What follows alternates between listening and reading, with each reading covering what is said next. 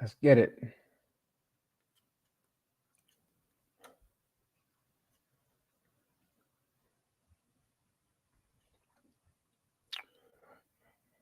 All right. I need to get off Instagram. That's what I need to do. You and me both, man. Why you need to get off Instagram? Nah, yo, cause Instagram don't got nothing but booty on here all day long. It's like there's never a time when I log into here that some cheekies ain't ever. That's your algorithm, man. I ain't gonna lie to you, bro. My algorithm been algorithming. Like I be seeing mad like workout videos. I be seeing mad work from home situations. I be seeing mad food recipes, like healthy foods. I'm not gonna lie, like honestly, I used to say the same thing until recently. Like my algorithm been doing me right. It's been doing me right. Ladies and gentlemen, I just want you to know, welcome to J Hill's health and wealth era. You know what I'm saying? That's for the next 6 months. Ladies and gentlemen, you're going to get health and wealth J Hill. It's going to be all food recipes. It's going to be workout regimens. You know what I'm saying? It's going to be positive. It's going to be positive posts with the, you know what I'm saying, meditation causes elevation for spiritual persuasion. It'll be some wild. I'm telling you, he about to do that. I ain't doing that. We ain't doing that, man. Yeah. I'm just working. Like I got the glasses on. Listen, my man Jay has one always wear the glasses. So I was like, look, I'm gonna come in with the glasses today. That's how we doing. But yo, what's popping, man? It's been a good week. Tell me about the week. How's it been? What's going on? Talk to me. It's been busy. It's been cold. I just got back from Virginia Beach, from down some festival with NLE Chopper and all them. Just trying to look. I'm trying to catch up with Shorty, so we can get some business done. But like, shout out to him. He's on a tour right now. So was down Virginia Beach. It was cold as hell. Shout out to everybody that was down for Virginia Beach Friday night in the cold weather, but just turned up to the max. Can I make an admission on air, sir? I would like to make an admission, and then y'all can kill me in the chat, okay? I ain't know T Grizzly had them joints like that. I just want to be honest. I was like, T Grizzly got 2 records. Actually 1, and it was like the first day out. I thought that was the only thing he had, but like he was performing on his joint and he had some records, and I was like, damn, these joints kind of hard. Like I have to admit, like I'm gonna have to press play on T Grizzly. I never thought about it ever before, but you know what I'm saying? I was rocking with the performance. I was rocking with some of the records that he was coming out with. The beats was crazy. He was definitely spitting some bars. So like, you know what I mean? I would like to publicly say I'm not a T Grizzly fan, but I'm T Grizzly interested. Now, like my question to you, Jay, is that has there been an artist recently? I mean, just even in the last year that you might have been like, never gave him a shot ever. And then you might have heard something and go, damn, I didn't even know they was coming like that. I might need to give him a chance. Damn, that's a good question. This year, recently, I can't think of nobody right now, but I had a similar experience to you when you talk about T Grizzly. I watched OT Genesis perform one day. It wasn't recently, it was not too long ago, like a few years back. And I'll never forget, he was like, man, they thought I only had this record. I think it was like go get your money. And then he was like, then I dropped this record. And I'm like, I think it was I'm in love with the cocoa. And then he was like, man, they told me that I was gonna only have this record. And then I dropped, and I'm like, wait, hold up. Like, where did all these records come from? So OT Genesis got bangers. And the crazy part is there's no album in between. It'll just be a joint and then another joint that's platinum and another joint. I feel like he's only dropped 1 project his entire life, which is kind of weird to be that popular and had that many hits and not have projects. But go ahead. Yo, who would you say is the who was the most exciting person you've seen perform? And you probably didn't think that they would be as exciting. Okay, now that's a good question. I didn't think Kevin Gates was going to be as crazy lit as he was in his performance, bro. Okay. I didn't think he was going to be so engaging, professional, like, and just turned up. Like he was just his concert. First of all, jam-packed, wall-to-wall women. All women. I can all women, all fine chicks. They in there. If you trying to find a wife, go to a Kevin Gates show. but you got to wait till after Kevin Gates leave because they ain't paying you no attention while he out there. But like, yo, Kevin Gates put on a hell of a show. And I'm talking about an hour straight, jumping up and down, jumping all over the stage, crowd participation, cutting the beat off, you know what I mean? Just rhyming, freestyle. Like, yo, he went nuts on the last time I seen him in the show. So like, shout out to him. I didn't expect it. I mean, I was a Kevin Gates fan and I was like, all right, you know what I mean? I'm gonna go to the show. You know what I mean? And like, I just had a really, really superior experience, yo. Shout out to all of the women. I can't explain to y'all how many strippers and like ladies of the night was there and they all was looking good. Oh my God, I had a good night. One of the most lit shows, and it was at Tracy show. Shout out to Iconic Live in Baltimore. And I've seen him again after, but my first time seeing him live, Young Jeezy.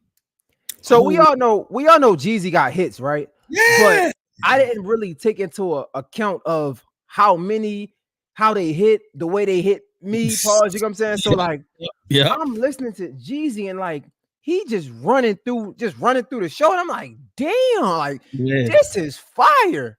Like that, like Young Jeezy probably has one of the best shows. And then another time, shout out to my guy Tunnel Vision, we went to Vegas for his birthday and he performed at Dre's nightclub. And I'm like, yo, nah, Jeezy is one of them. Jeezy is one of them ones. So all right, let me ask you this question. Was the Jeezy club performance better than the big concert performance? Because I feel like Jeezy hit different when you in a club and it's packed and y'all in that joint, you're packed in like sardines. I just feel like it's different. So what I will say is they both wasn't like super big venues. Like I forgot the first one he did at Iconic Live. It wasn't like it was like a like a Rams Head Live type. I don't know. It wasn't that big. You know what I'm saying? It wasn't like no stadium or anything. And Dre's nightclub is pretty big anyway. So it's not like it's small. So like both times it just hit. I remember like going to Tracy event because I think I was opening for maybe I don't know, I was hosting with Black or whatever. And I just remember like, you know, like it's mad hood niggas because it's a Jeezy concert. So the openers wasn't really getting no love. Like everybody was there for Jeezy. Like the show, with all due respect, it was boring up until Jeezy. Like everybody was waiting to Jeezy come. So I'm like, man, there's a bunch of hood niggas in here. Niggas is smoking. I'm like, man, I'm out of my element. Man, Jeezy came on, and it was like night and day. Like it was one of the best shows I've seen. I'm like, there's no way, bro. There's no way. For sure. Is really one of them ones, man. Jeezy. He the type nigga that got hits you forgot about. Yeah. You can be like, oh shit, oh, like, you know what I'm saying? He'll go to the second album or the third album or the fourth, like, cause he got so many. I don't even feel like people know he got like 8 albums, and like every album got 2-3 hits a piece, and that first album got about 6. So it's just like, and then it will hit you with some mixtape shit or a feature, or there's just so much Jeezy could give you when he in the joint. You know what I'm saying? But shout out to everybody that's tapped in right now. We appreciate everybody for tuning in. Look, this is not just a me and him conversation. Come be a part of this. Tell us in the chat what, you know what I'm saying, what joints or what artists that you like. Yo, bro, that performance was crazy. Who's your favorite sleeper? My favorite sleeper. No, I'm talking to the chat. Like, tell us who your favorite sleeper performance. Favorite sleeper performance. Yeah, I would say it's Jeezy for me. Have you ever done an R&B show? Have you ever gone to an R&B show? Like all R&B. The Finger Pop Festival. Like, you got to go somewhere when you can get the Finger Pop prop. But like, yo, you really got to go somewhere where you can like really love on a girl that's not really yours, and you can just really make a really crazy situation happen. Crazy. Like, who thinks of these things, bro? My bad. I'm older than that. I mean, because that's move. You know what I mean? I feel like on the park. But go ahead. I feel like it's been a slow weekend, like music this week. Yeah. However, I'm curious to know. Do you think how on a scale of 1 to 10, how would you rate the era of hip hop and music right now? Where would you rate it, and why? Ooh, okay, that's a good question. All right, so I would say this would kind of be third as far as eras. I would say the Dipset, Rockefeller, you know what I mean, that era, like, you know, 2004 through 8 or something like that. Roughly like the golden era. Yeah, like that's the to golden me. era. That's number one because it was you had multiple levels of music happening. So you had the big radio joints, you had the mixtapes, like back when the CDs was still like the tail end of the CD era, and like DVDs was coming in because Yeah. now you got beef DVDs, you got battles, you got so it was like you would go to the flea market and it'd be so much going on, and like you could dive into so many different worlds. So that would be number one. Number two. I would have to say probably like the late 90s, you know what I'm saying? Around time Pac Big died, that was super active, you know what I mean? And then this will be number third, you know, be number three. I think this is a really great era. And the reason why I think this is a great era is because this is the first time where everybody on the top level, all of the A-list niggas is actually active, making music, but also, pissing each other off and pissing on each other. I ain't mad at that. It's funny because the fact that you say number three, because I'm excited for this era of music, right? And I don't know where I would be able to rank it, but I definitely would put that 2004-ish because I remember at that time we got 50 Cent dropping, Lil Wayne dropping, Jay-Z. I remember even it was a time where Lil Wayne was like, I'm the best rapper alive since the best rapper retired. And like all of that was close. Like Jay-Z is making some of the best music of his career from my perspective at that moment. I think we got Black Album from Jay-Z. When did the Blueprint drop? I feel like Blueprint was way before. The Blueprint dropped maybe a few years before that. Like, you know what I'm saying? So it wasn't that far. Like actually Blueprint was around that time period. A little bit later comes the Black Album. But wait a minute. That's a tough discussion. That's a lot going on. I think Lil Wayne drops the Carter and then the Carter 2. Like all of this stuff is going on between like that 2000-ish mark. I think 50 Cent came, shake the game up. Kanye West come in. Like that was a great era. But let's think about the beefs that came out of it. 50 versus Ja.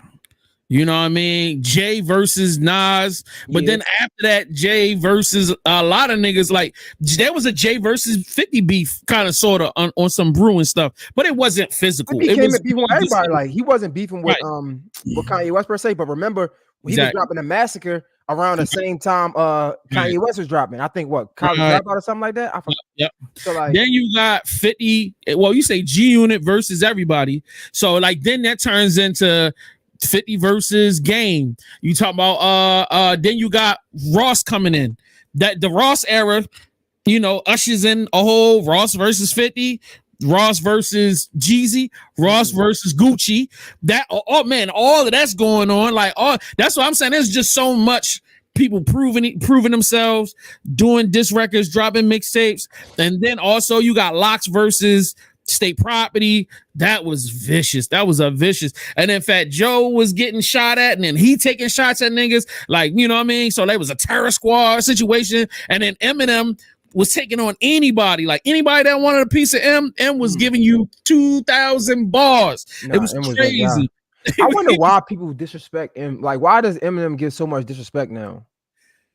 Because nobody puts him in the top 5 discussion anymore. If anything, when he come up, all I hear is how he don't deserve to be ranked as high as he's ranked. And I'm like, how soon did we forget? Like, because I was one of them people too. I was like throwing dirt on his name, but I think about it. Eminem really had the game in a chokehold at a point. So like, why did this disrespect just come from? I feel like it just came from out of nowhere.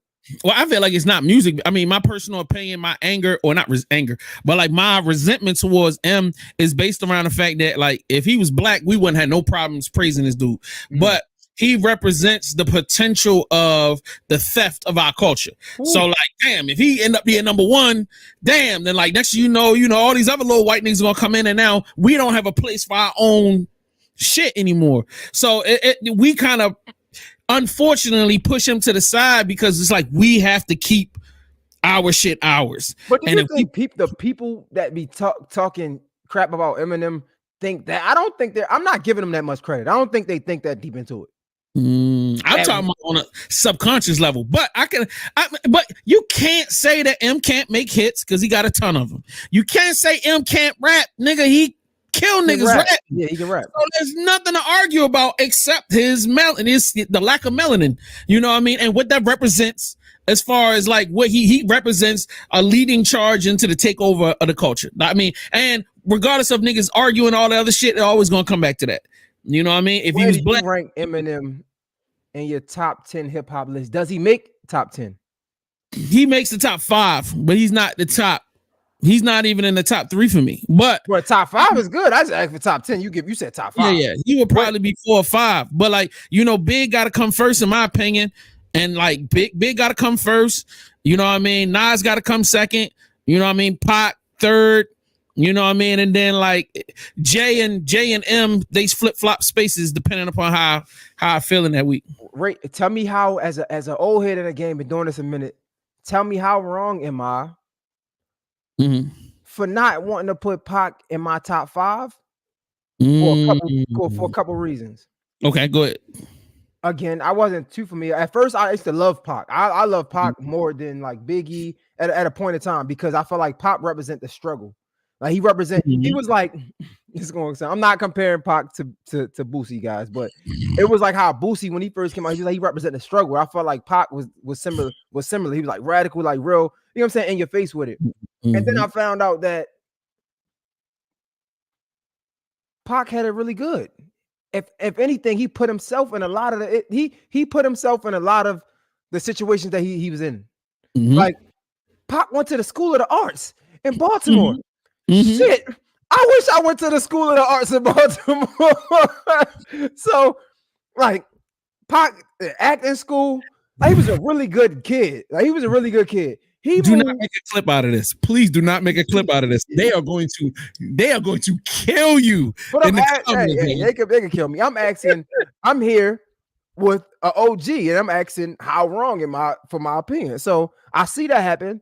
I see him move to the West Coast, and he kind of like, when he moved to the West Coast, he kind of like found home there. And then he just started going crazy. Like, when I started to learn more about Pac, the more I didn't really like him. And the more I started to love Biggie. Like, Biggie was really that big, ugly nigga that had swag. Like, he really was like, look, this is me, and I'm that nigga. Like, what's up? Like, he had that swag. He was talking his shit, you know what I'm saying? And he was like, his flow was really like nice. And from my perspective, just watching, like, Biggie wasn't really trying to start shit with everybody. No, he was happy to be in the game. Everybody said that. Everybody was like, Big was happy to have his way out of the streets. I would like to also add that Big really sold drugs. Big really robbed niggas. Big really was in the streets doing wild shit to make money.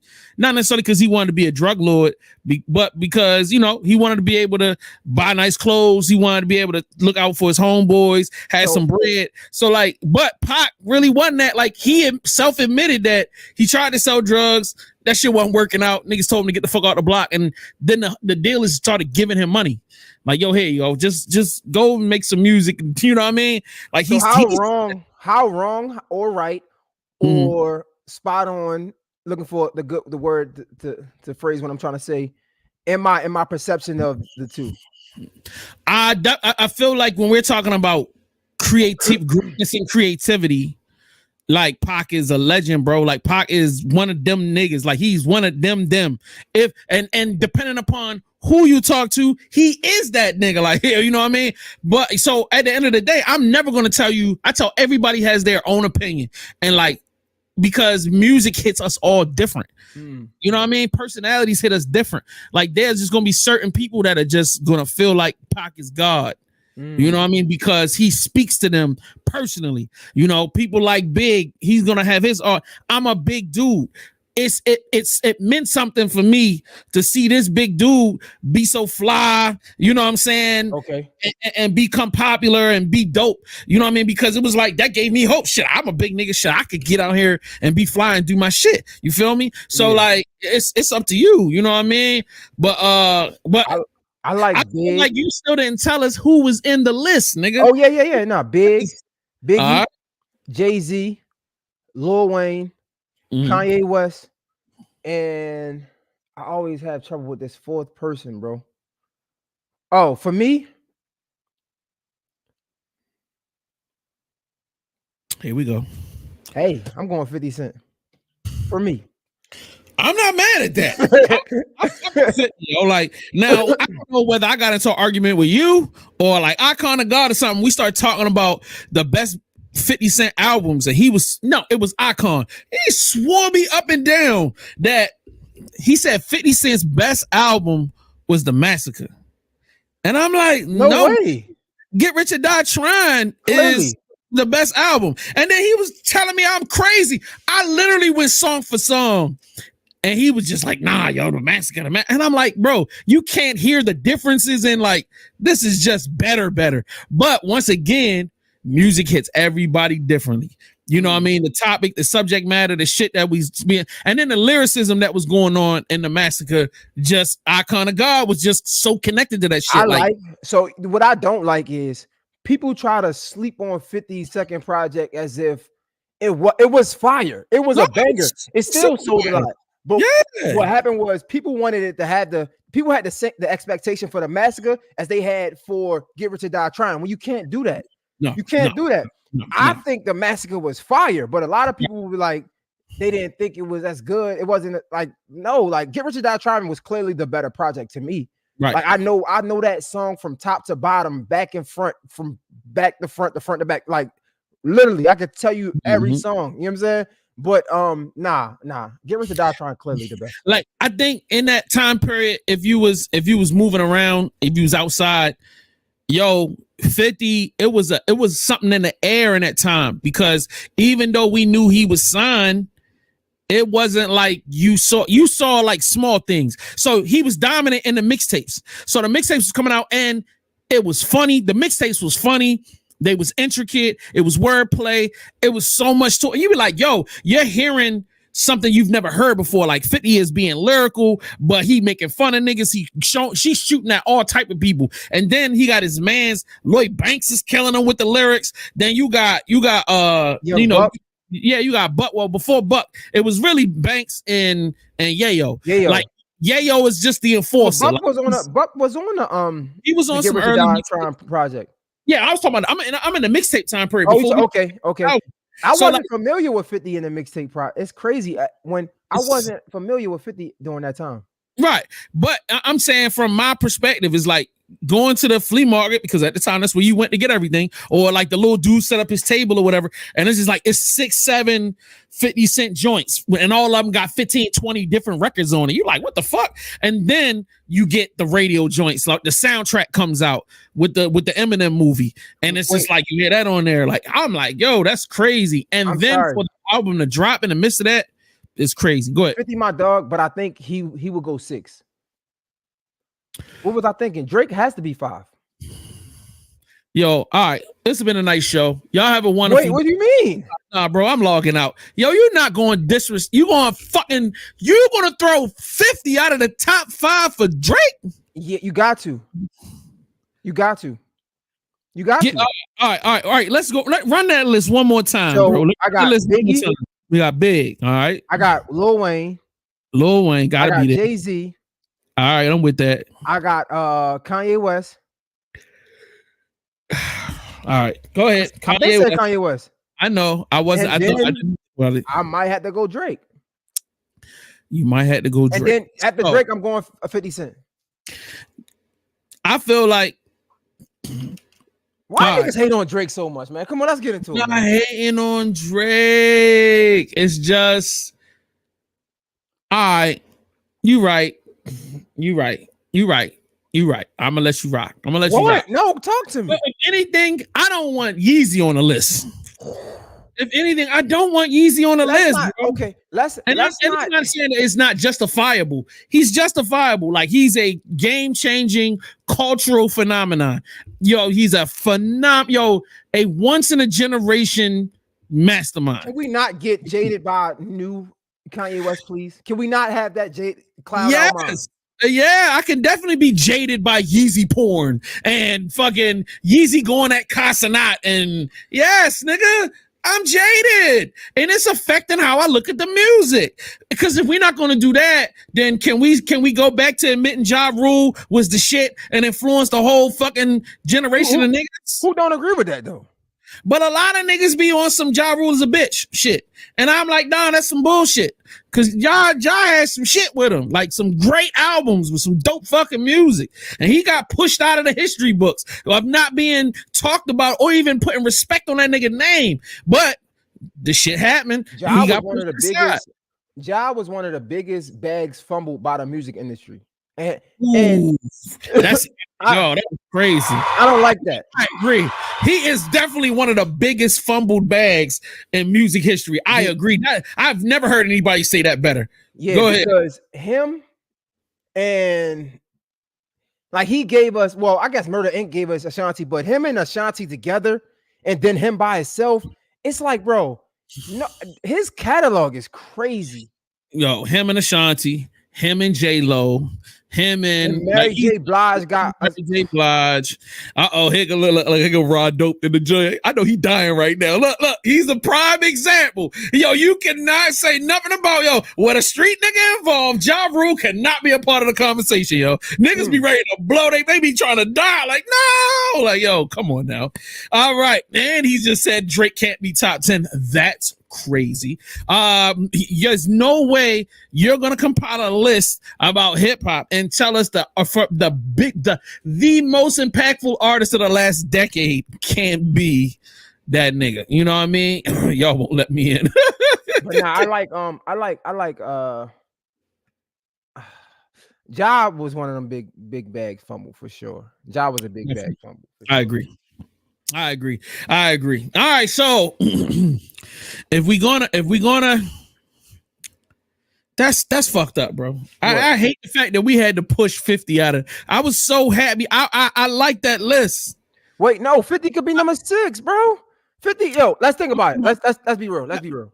Can we add Yeezy out of number? Right. No, you can bring Drake up. Yo, Yeezy could be at number 6. 50 Yeezy Cent, when it comes to hip hop, 50 Cent. I don't think when it comes to the music, outside of numbers, like his first project was, legendary. Like one of probably my favorite project to this day. Get Rich or Die Trying. But when you looking at the body of work, I can't see him next to Kanye West. And I think that's a fair statement. I can't see him next to Lil Wayne when it comes to music. I can't see him next to Jay-Z. I can't sit him next to Drake. I can't sit him next to Biggie. You know who 50 Cent music career remind me of a little bit? It might be reaching. It might be a reach. Just for me personally. Lauryn Hill.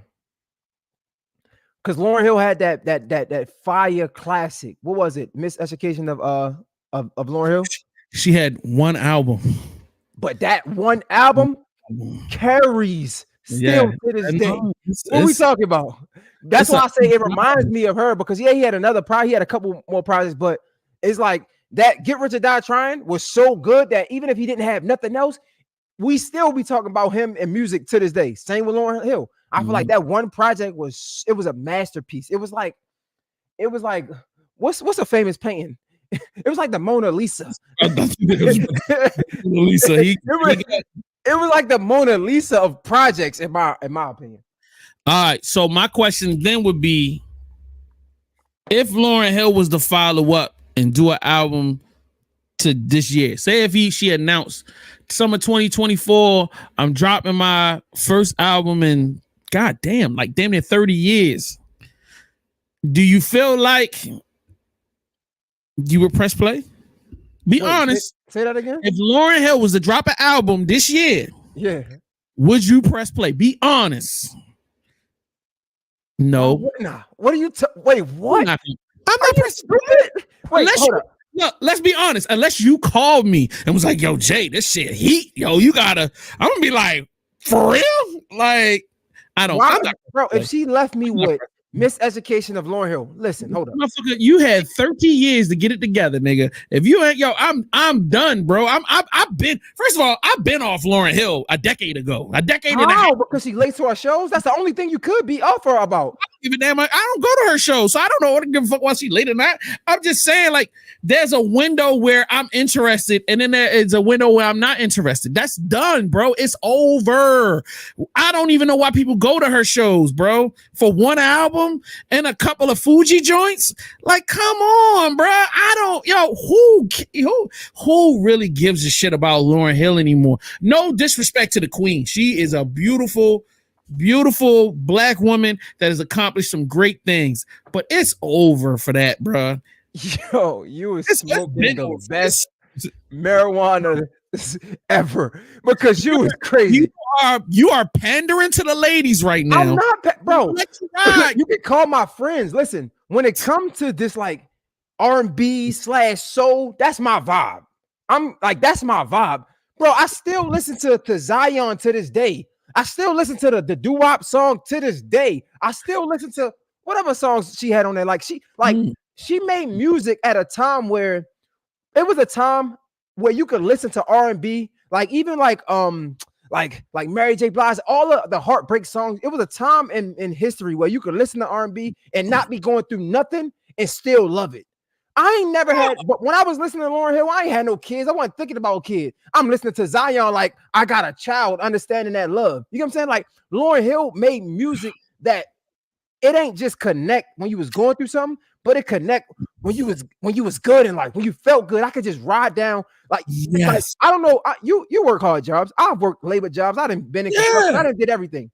Lauryn Hill made music that was so good that when you got out for work, you just wanted to play Lauryn Hill. You riding down the street with your windows down. I don't care what niggas thinking about me. That's the music. So when you tell me that if she dropped a project to this day, would I listen? Boy, she had me. I'm sorry for my verbiage, guys. But why wouldn't I? It's like what Joe Budden said. It's like he had blue balls waiting for Kendrick Lamar and Drake beef. Nigga, it's like you left me on hard for 10, 20 years until you dropped another project. So why wouldn't I? If let me ask you this. If a chick, you've been trying to hit a chick for a long time, for an hour, 2 hours, and you horny, and then she finally be like, all right, whatever, we can do it. That's like you saying, I ain't gonna hit. You crazy. Shorty left you on red for 20 years and finally give you, after 3 kids, 2 divorces, and some. That's different. Lauryn Hill, music-wise, what has ruined, like a girl having 3 kids, 2 divorces, that diminishes that value. Arguably we could say it diminishes that value. What has diminished Lauryn Hill value when it comes to the music outside of her being late to her shows? Let's clarify something for the people because he's trying to bury me under rhetoric. I am not allowed to say anything other than it's not. First of all, this woman is a national treasure. This woman has it all. She could be whatever you want her to be. But I said, I'm done. I'm not waiting around no more. You can keep your pussy and don't move the goalpost though. I'm not moving the goalpost. No. You ain't say we done. You said if she dropped a project, listen. I'm not running to listen to it. No, like I and my literal words were, you would have to call me and tell me, yo, that shit fire. Because guess what? In my mind, this about to be some bullshit. You gonna drop some music? I know what you're doing, bro. I be doing that. I know what you're doing. It's gonna be trash. You potting, bro. You pot. I get it. Content over everything. I get it. He just joking, y'all. I hate you, yo. How you just invalidate my whole statement by saying some bullshit. No, nigga, I'm not potting. I'm not running to no Lauryn Hill record, bro. I'm not. I didn't run to the Brian McKnight record, and Brian McKnight, one of my favorite R&B singers. That nigga dropped some shit this year. I'm like, nigga, let it sit. And again, for the old heads, y'all can judge me all you want. Brian McKnight was really good, but Brian McKnight doesn't have what Lauryn Hill have when we're talking about this project. In my perspective. I'm not saying I'm not taking. You don't even know. You don't know, yo. I'm not taking nothing. Brian McKnight he's fire. He got some records that I love. All I'm saying is he don't have a miseducation of Lauryn Hill. He does. He's got like 2 of them, as a matter of fact. And just because I say that, don't take nothing away from Brian McKnight. Like, think about it. Like, no. Lil Wayne, arguably one top 2 best rappers alive. Top Right. 2. Lil Wayne doesn't have a Get Rich or Die Trying. So I'm not taking away from the artist. I'm what? Lil Wayne doesn't have a Get Rich or Die Trying. So we're not gonna. I'm asking you a question. Go ahead. I'm just asking a question. We're not gonna consider Carter 1 a classic? For me, yes, I love it, but the Carter 1 is nowhere near Get Rich or Die Trying. Nowhere near. Not even close. I mean, it doesn't Not have as even many close. It doesn't have as many hits. I looked at it. Nothing Brian McKnight did top that one album that woman put out. Won't disagree with that on sales, but we're talking about quality of music and the fact that nigga really wrote them songs himself, produced them joints himself, and sang them joints himself. Can't say that about Lauryn Hill, buddy. It doesn't matter. It doesn't. Hey, what nigga. What Jay-Z say? Because it was a time, right? You know this better than I do. It was a time where niggas was on Jay-Z ass about keep repeating other niggas' lyrics. It was a time, and you could correct me if I'm wrong. It was a time where niggas were complaining, and Jay-Z himself said, "Cool, I don't care. You made it a hot line. I made it a hot song. So if somebody wrote it or not, she made it hot." So let's have this conversation. If we're gonna talk numbers, and I know the man is in jail, and it's all good. R. Kelly doesn't have a record that sold 10 million units, but that nigga probably done sold 100 million in the span of his career. He's probably sold over 1 billion records in his time. So he's not as impactful as Lauryn Hill. Wait, who said that though? Lauryn Hill, yo. Wait, why did you bring that up? We're talking comparison. Because like niggas was saying Brian McKnight ain't do that, Like, no, he didn't sell 10 million records. Wait, we ain't respectfully, outside of him being a messed up individual, we will never. I know better to compare anybody to R. Kelly. He in a league of his own. All right, cool. We ain't talking about R. Kelly. We talking about Brian McKnight. We talking about Brian McKnight, but he one of them ones though. That's the point. Ain't nowhere near R. Kelly. Not even half. Dope albums, fucking producing and songwriting for other people. Nigga out here playing instruments. Nigga, come on, bro. The only nigga that can be compared to R. Kelly is Bob Marley. Music wise, is Michael Jackson. And that can be debated. That can be debated. I hate that you put me in this position every time we get on live. I'm just bro, and you should know this more than me. I'm the young guy. I would like to preface this statement I'm about to make. Michael Jackson is one of the greatest artists of all time. He is one of the biggest artists of all time. But R. Kelly murders that nigga 10 times out of 10. I'm not mad at that. I'm not mad at that. I think it's debatable. But I'm saying that's the only person. That's the only person that can be debated. And y'all can hate me if y'all want. You know who else we could throw in there? Maybe depending on who having an argument. You know who else we could throw in there? Depending on who's having an argument. Oh, I hate this. Who you think I'm gonna say? I'm scared, bro. I don't know. It's another MJ, but it's an MJB. Michael B. Jordan? No, I'm just playing. Mary J. Blige? What are we doing here? Yes. She's a voice. She's a fire voice. I don't care. If you had to give me top 20, if you gave me 20 and you gave me Mary J. Blige and you got R. Kelly, I ain't mad at that. Listen, I'm just saying I'm not mad at that. Yo, okay. All right, let's take a few steps back. All right. Let's put our top 5 list together. For R&B? For R&B. I need to know where we're going with this because I need to qualify whether I can have a discussion with, because you're really not really you kind of R&B-ish nigga. You ain't really an R&B nigga. Like I'm that R&B nigga. Like I'm the one that put niggas on the Naomi Sharon out here that signed the OVO that's killing with the Obsidian album. It's too many greats with this R&B shit. There are a lot of greats, but there's only a few that and you know the sad thing about this? Listen to hip hop. Listen to hip hop. Biggie Smalls, right? Jay-Z, Lil Wayne, Kanye West, Drake. Listen to hip hop.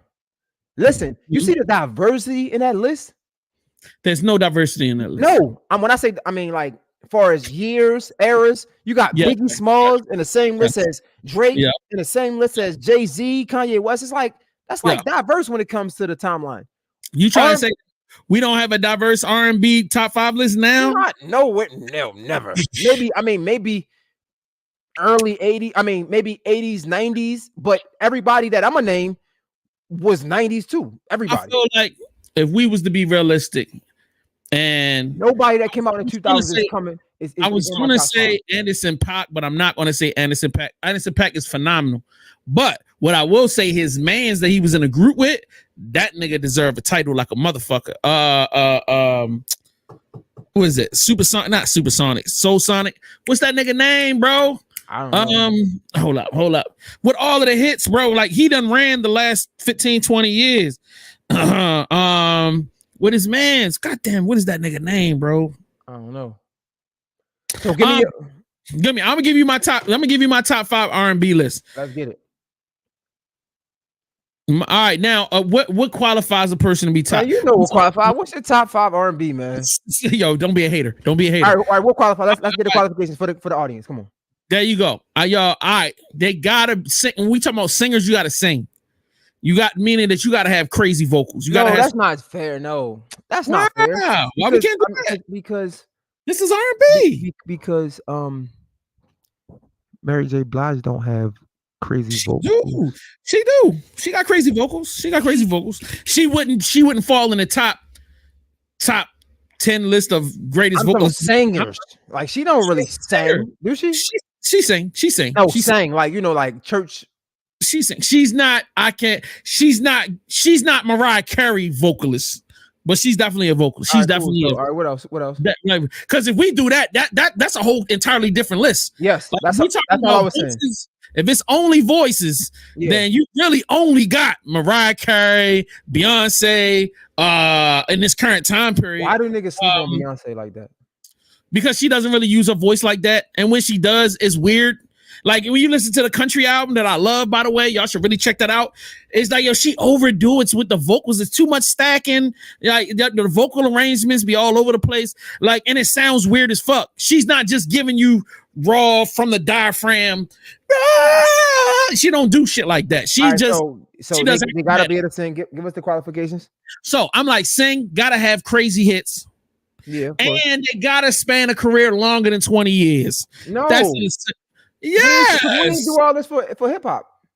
We ain't do this for hip hop because it's different. Okay, so all right, give me a top 5 then.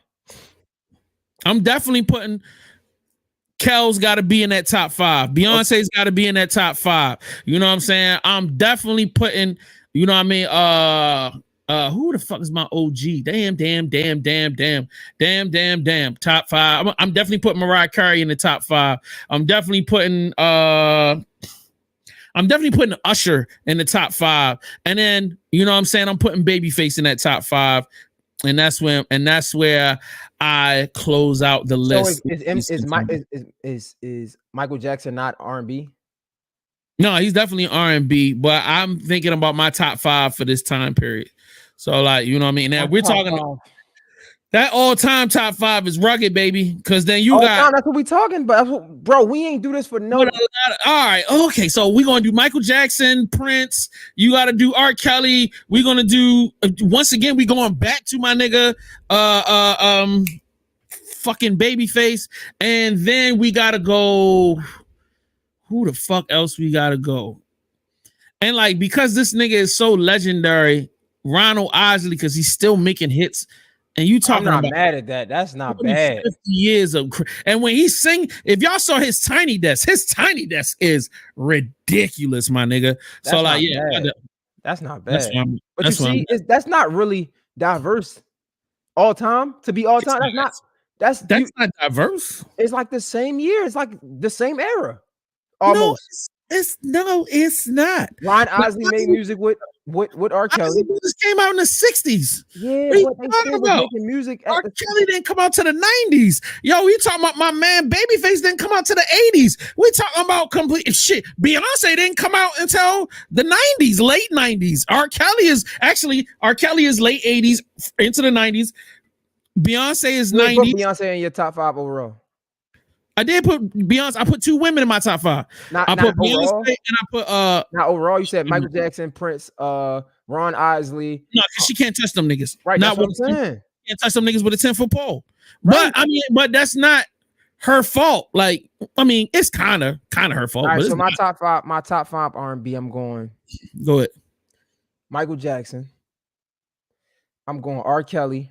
I'm Mm-hmm. going Mary J. Blige. I'm going Usher. And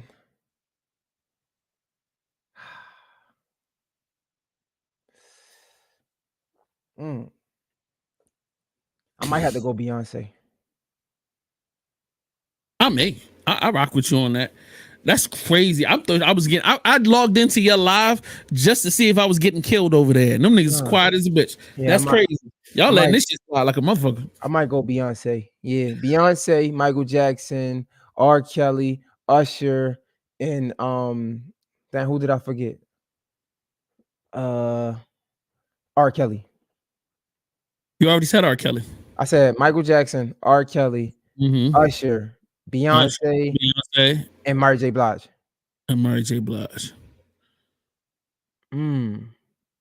And to be honest, more. I might have to take Usher off the list. There's other bigger artists. You have Usher on your overall list. You had Michael Jackson, you had Prince, you had Ron Isley, you had shit. What was the other Babyface. And you had Usher up there.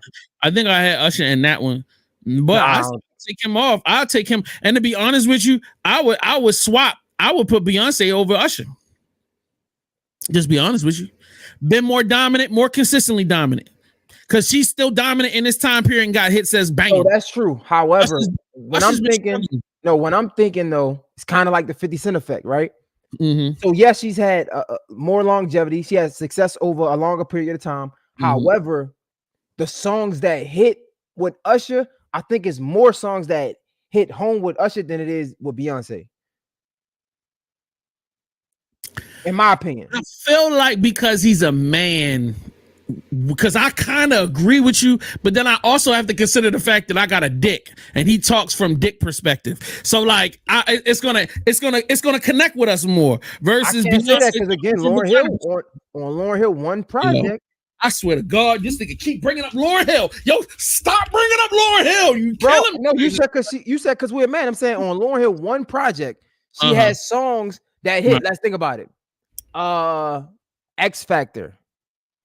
Hit. Yes, these are not gender specific records, meaning that these are records that can be relatable to a man and a woman.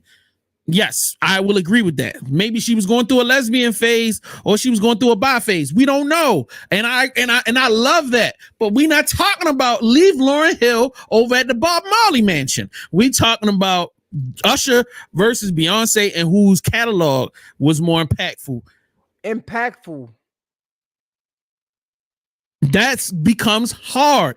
Usher does have them shits and has bigger shits. He done so he went diamond. Whose catalog is more impactful, Usher or Beyonce? Yeah, that's a crazy. You saying Beyonce? Only because she's still making hits now. No. Whose impact catalog? When we say catalog, that means what's out there. Yes, whose catalog is more impactful, Beyonce? Yes, potentially Beyonce's catalog is more impactful than Usher's because Usher hasn't had a relevant hit like a hit. He's had some records that did but they haven't been like running shit. Beyonce got a #1 country album right now that niggas is in love with. 2 years ago, she had an album Renaissance that niggas was in love with, going crazy. World tour. Remember, $300 seats in the nosebleeds. Like, and I'm not. And once again, can we don't take this as I hate Usher? Stop that. Don't get in the comments saying that dumb shit. We just talking about Beyonce is impacting. Yo, Beyonce got country niggas that's black that nobody heard of streaming, going crazy. Like. Impact. I don't contribute that to Catalogue, but however, I'm listening to you and I'm looking at her project.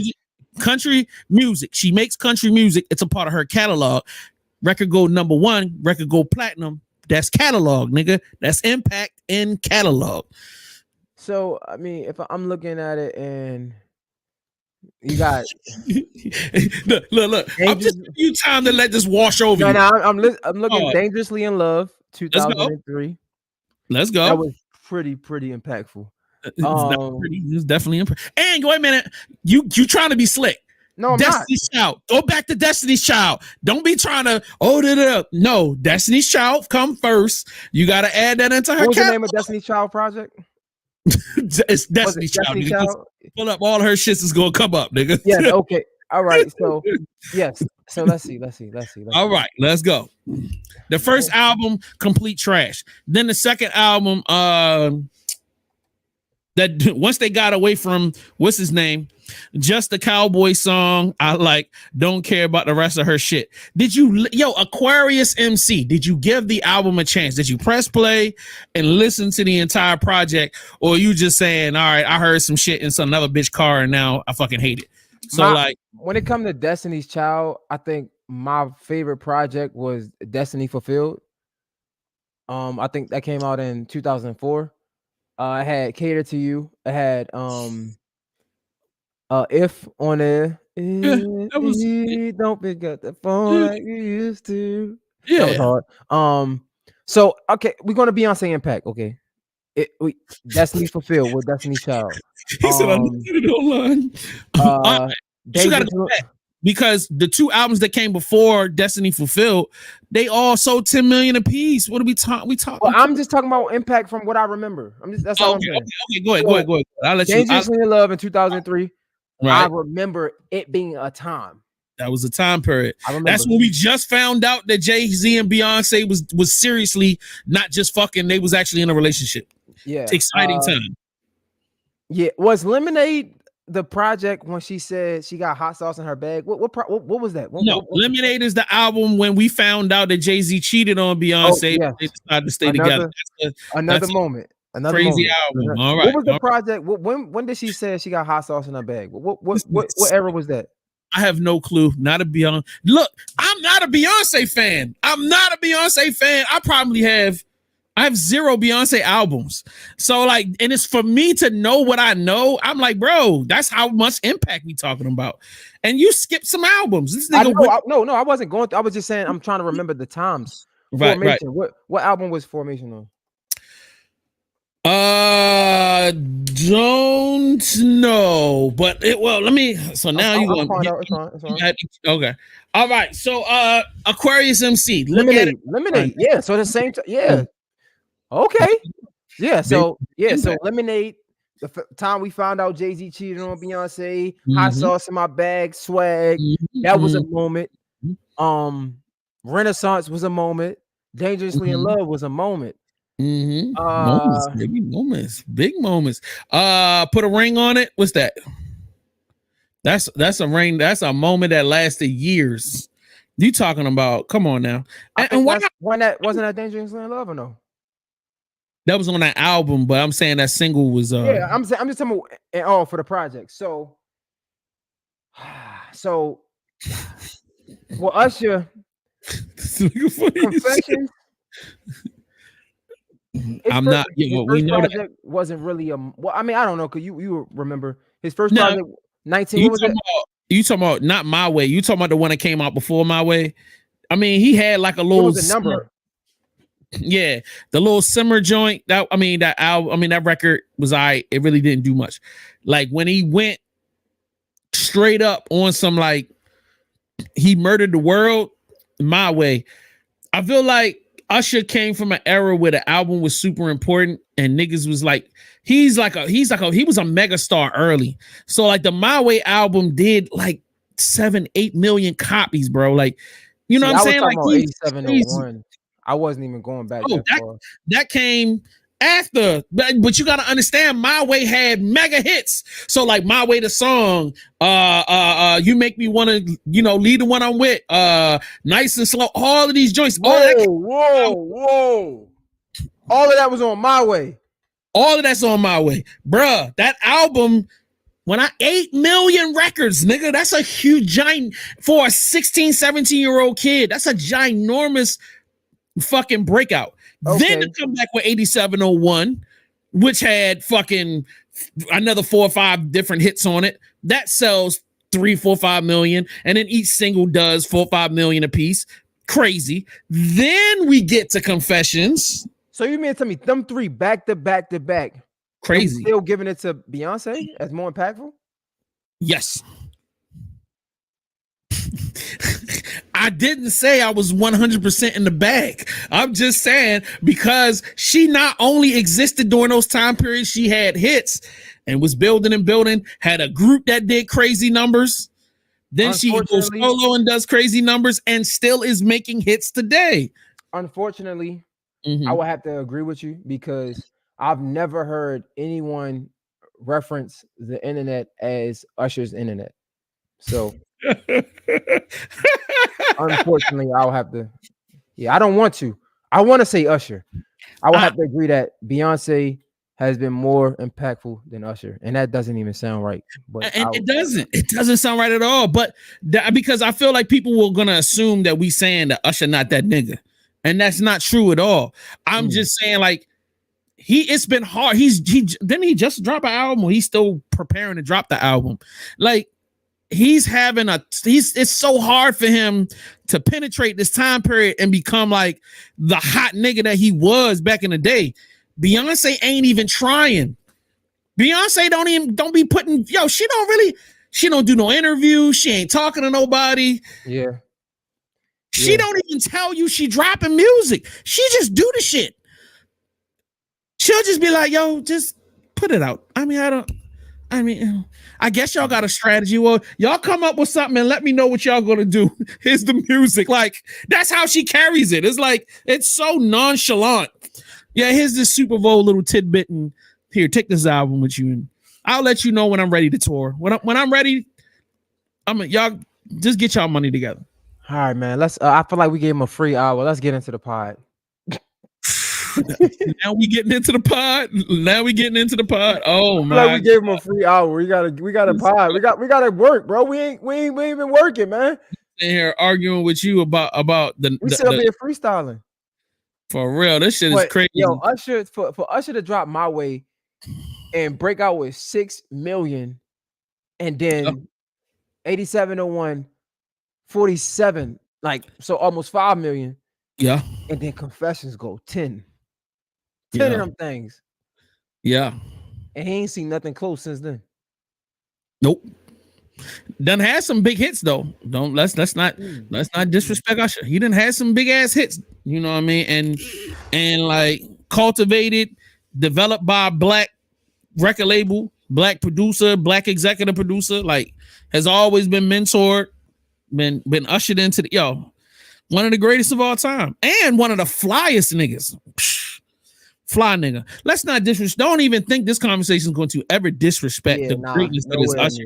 I just seen that nigga last year at the festival, nigga. He came out with the crushed blue velvet one piece with the big ass Usher. That nigga killed that shit. Anyway, I'm sorry. Go ahead. Let's talk. Let's get into the pod. What we got, man? We bring this up. Yeah, Yeezy Porn. Let's go. Yeezy Porn. All right, that's y'all man's. This is the official Yeezy Porn website. He's serious enough to have a freaking website, bro. All right, so y'all can't see shit because I can barely see shit. It says Kanye West plans to launch Yeezy Porn, TMZ. Yeezy reportedly launching Yeezy Porn with Stormy Daniels' ex-husband. Huh? What? Kanye West announces Yeezy Porn amid reports of adult film company Rolling Stone. Kanye West plans to start Yeezy Porn business with help from Stormy Daniels' ex-husband, and this goes on and on and on. Let me see if we can get more details on what's gonna happen. All right. So y'all see Kanye. Does Ye have adult films on the way? TMZ reports that the artist formerly known as Kanye 46 has been throwing around the idea of launching a pornography studio as his latest non-musical offering. Ye and his associates are reportedly now in advanced talks with Stormy Daniels' ex-husband Mike Moz to get the ball rolling on building a supposed Yeezy porn division, which would fall under the Yeezy parent company. Let's see. According to TMZ, Moz is a veteran in adult entertainment industry with over a decade's worth of experience as a producer. He will reportedly be brought in to lead the new effort, which could launch as early as this summer. On Wednesday, a day after the outlet report, Ye shared a post on Instagram simply reading 2/24/24. Yeezy porn is coming. It's overlaid with a woman's voice saying go to Yeezy.com. Yeah, this is Ye seems to have a complicated relationship with pornography. He wasn't shy when it came to rapping about his fantasies with women at the start of his career, but something shifted about 5 years ago when he confirmed he converted to Christianity. During 2019 interview with Apple Music, Zane Lowe West, who served as creative director of the Pornhub Awards the year prior, complete with merch, said Playboy magazine was his gateway to a full-on pornography addiction. My dad had a full magazine laid out when I was 5, he told Lowe. Playboy was a gateway to a full pornography addiction. It has impacted every choice I've made in my life from age 5 to now. All right, I'm not going to go further down this rabbit hole. I just wanted to. So go his ahead. father had a porn addiction, and it made him want to get into porn? No, what he's saying is his dad had a Playboy collection, a collection of Playboy books, and when Kanye found the Playboy books, he said that was the gateway into him having a porn addiction, and he's saying that his porn addiction has colored every decision he's ever made in his life. In a good way, I'm assuming. Really? No. So if it's not in a good way, I don't understand why he would want to do Yeezy porn. It would have to be in a good way, no? Marrying Kim Kardashian, that was the best idea? No, I'm saying for him, not for us. I'm saying for him. He said it's I don't think he was trying to say it in a like this was a positive thing. So if it wasn't a positive thing, I don't understand. I'm trying to understand why would he want to create Yeezy porn if that was the gateway to all of your decisions that you made in your life, and if it was negative, why start Yeezy porn? Maybe I'm not understanding. Maybe I do need to read further. That's actually a great question. All right, let's see. Elsewhere in the conversation, which was recorded ahead of the release of his Jesus is King album featuring the Sunday Service Choir, Ye opened up about how his Christianity changed him. Now that I am in service to Christ, my job is to spread the gospel, to let people know that Jesus has done what Jesus has done for me, said Ye, who is still with Kim Kardashian, who was still with Kim Kardashian. I spread a lot of things. There was a time letting you know that high fashion had done to me. I was letting you know what the Hennessy had done for me, but now I'm letting you know what Jesus has done for me, and in that I'm no longer a slave. I am a son now, a son of God. I'm free. In 2022, Kanye West wrote in a now deleted Instagram post that pornography destroyed his family. Hollywood is a giant pornography destroyed my family. I deal with the addiction Instagram promotes. Is not going to let it happen to Northie and Chicago. He wrote at the time per 6 page. A lot has changed between then and now, including Ye's marriage to Bianca, not going to say the last name, 29, which happened secretly in December 20. Okay. Cool. All right. Can we get to the beautiful big titty buck naked women just don't fall out of the sky, you know? And there's no other explanation. So only thing they did was just give you all the information. So we don't know if this was good or not. This looks freaking crazy. This was one of the conversations that I wanted to have. I wanted this to be about once again, I'm never here to judge anybody. I'm only trying to understand the logic. And Jay Hill really brought to bear where the confusion lies. Jesus is king. You're supposed to be on a big Christian kick. You know what I mean? But then now we're swinging. So I guess it sounds like from the article, they were saying at a time this was where he was at mentally, but a lot has changed from then to now, clearly. But they didn't go into what has changed and how it's changed. Correct. You know,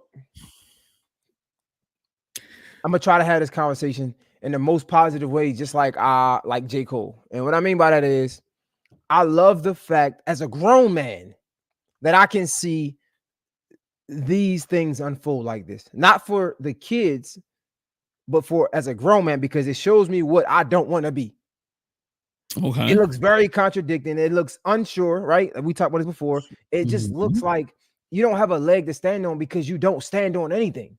What's the famous quote? If you don't stand for something, you'll fall for anything. And it seems like this is Kanye West. It's like you were Jesus, and not saying that we don't have the right to change our mind. I'm not saying that at all. We are human. We learn things. We get into things and we learn more about it than we change.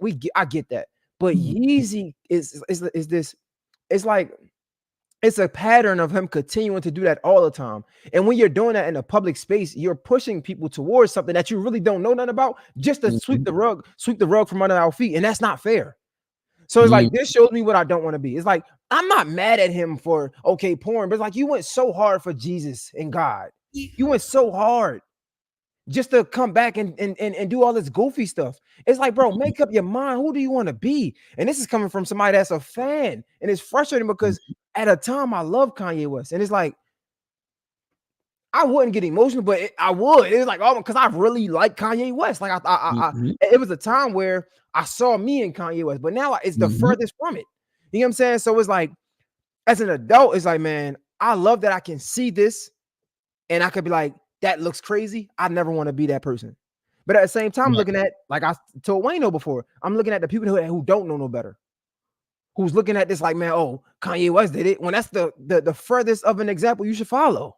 So it's like, it ain't, and it ain't because it's porn. It ain't just because it's porn. It's because he don't know what he want to do. He can't be a leader. You can't lead if you don't know, if you're not decisive. Put the phone down, put the cameras down, and shut the fuck up. That's what I think, in my opinion. I feel like some people are great within the confines of a team. And I feel like Kanye was at his best when he was with a team of people and they cared about him, but he wasn't, like you said, he wasn't in charge, but he had say so. Like, people respected his opinion. You know what I'm saying? People listen to him. I think he works best within that environment where people can, because I don't want to control. He's never, because he's never been controlled. We know that. We know better than that. No. But you got to remember, early Kanye, that was a part of the Rock. And then after the fact, kind of underneath the J, they said he was a hothead then. He was a hothead, but he was still surrounded by men that kind of helped, not saying kill the urges, and they weren't trying to control him. What they were doing is showing to be an example that he followed, whether it be conscious or unconsciously. Okay. All right, Jay not going to say too much. He going to chill. I'm not going to say too much. I'm going to chill. Like, all right, I'm in a team. I'm surrounded by people that move a certain way. I'm going to move that way because that's what it's a part of be. That's what it's like to be a part of this, or being a part of this thing that we have. You know what I mean? Once you feel like I'm not a part of that no more, and it's team me and everybody's going to follow me, then guess what? Now I'm going to ignore anybody, and it's got to be I'm only listening to myself, and I'm only listening to what I think I should be doing. And I don't think that's healthy for any person. I don't care. That's the reason why the president of the United States has a board. He has a whole council of people. He has a chief of staff. He has, like, it's not like you just give a nigga the launch codes and then leave this nigga alone and let him do whatever the fuck they want. Like, there are checks and balances around even the most powerful person in the world. So how is it that we get into our own businesses and into our own lives, and then people feel like it's healthy to operate like that, where he doesn't have anybody that's stopping him or telling him, no, this isn't a good idea, or like, please listen, like this Yeezy porn, how does this play out with what we're trying to build? You just launched a new clothing brand. You just did this new album. Like you're throwing a whole onslaught of beef at Drake. How does Yeezy porn fit into what we're doing right now? This doesn't even make sense. And I ain't here to judge a nigga on whether he wants to launch a porn company or not. But even if you just did interviews talking about a few years ago saying that, yo, porn destroyed my life and it destroyed my family. So what is it like? So because you can't beat them, you join them? That doesn't even make sense. I don't understand. I know a lot of people didn't understand, but I was one of the few who was holding on by a thread. Like, nah, Yeezy, man. I trust him. Anything he say, I believe it. And it's like to see that here, like nobody wants to be wrong. So to see that here is just it's like I said about David Haney, it's almost like secondhand embarrassment. Because I was one of the ones that was fighting for you so hard. Like the whole Drake thing, I just don't understand that. It's like you look corny. Like, bro, kings don't gotta talk about kings because what I do shows.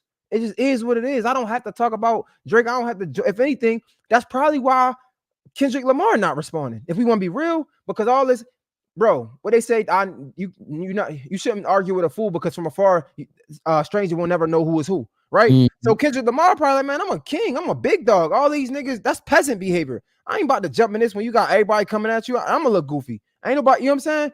Same with, I feel like that's how Kanye West should have took it. It's like, bro, you ain't have to do none of that that didn't help you. If anything, it made it worse for you. Cool. Yep. Future and Drake, because they was close, they had a little situation going on. We understand that. Even Rick Ross, you know what I'm saying? It's like, okay, we understand that. Kanye West, you look like you begging for attention.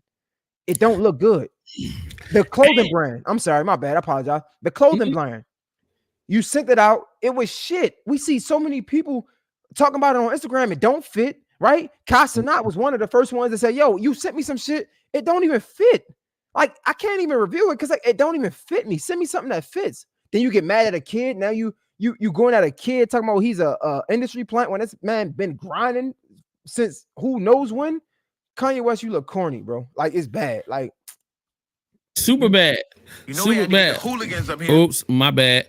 I'm trying to find now. My next question is: did you watch the interview? What Justin LeBoy? Yeah, Justin LeBoy. Right. It dropped the full thing. I saw it on YouTube. Let me see if they took it down. I think the clip that was going on. I didn't see the full one. Let me put this on a joint. And then we can. I just want to breeze through a couple things. You made it full screen. Yeah, right. I just made that joint full screen. Change the playback speed. We here, and you got to mute something. Boy, the king of toxic himself. Maybe I'm back, man. I'm feeling good. Y'all know. Oh shit! Yeah, see me. Oops, my bad. Too slow. Fucking. All right, that was way too slow. Hold up. Now make it go faster, like 1.5 maybe or 1.2. All right, hold on, 1.5. All right, there we go. Problem.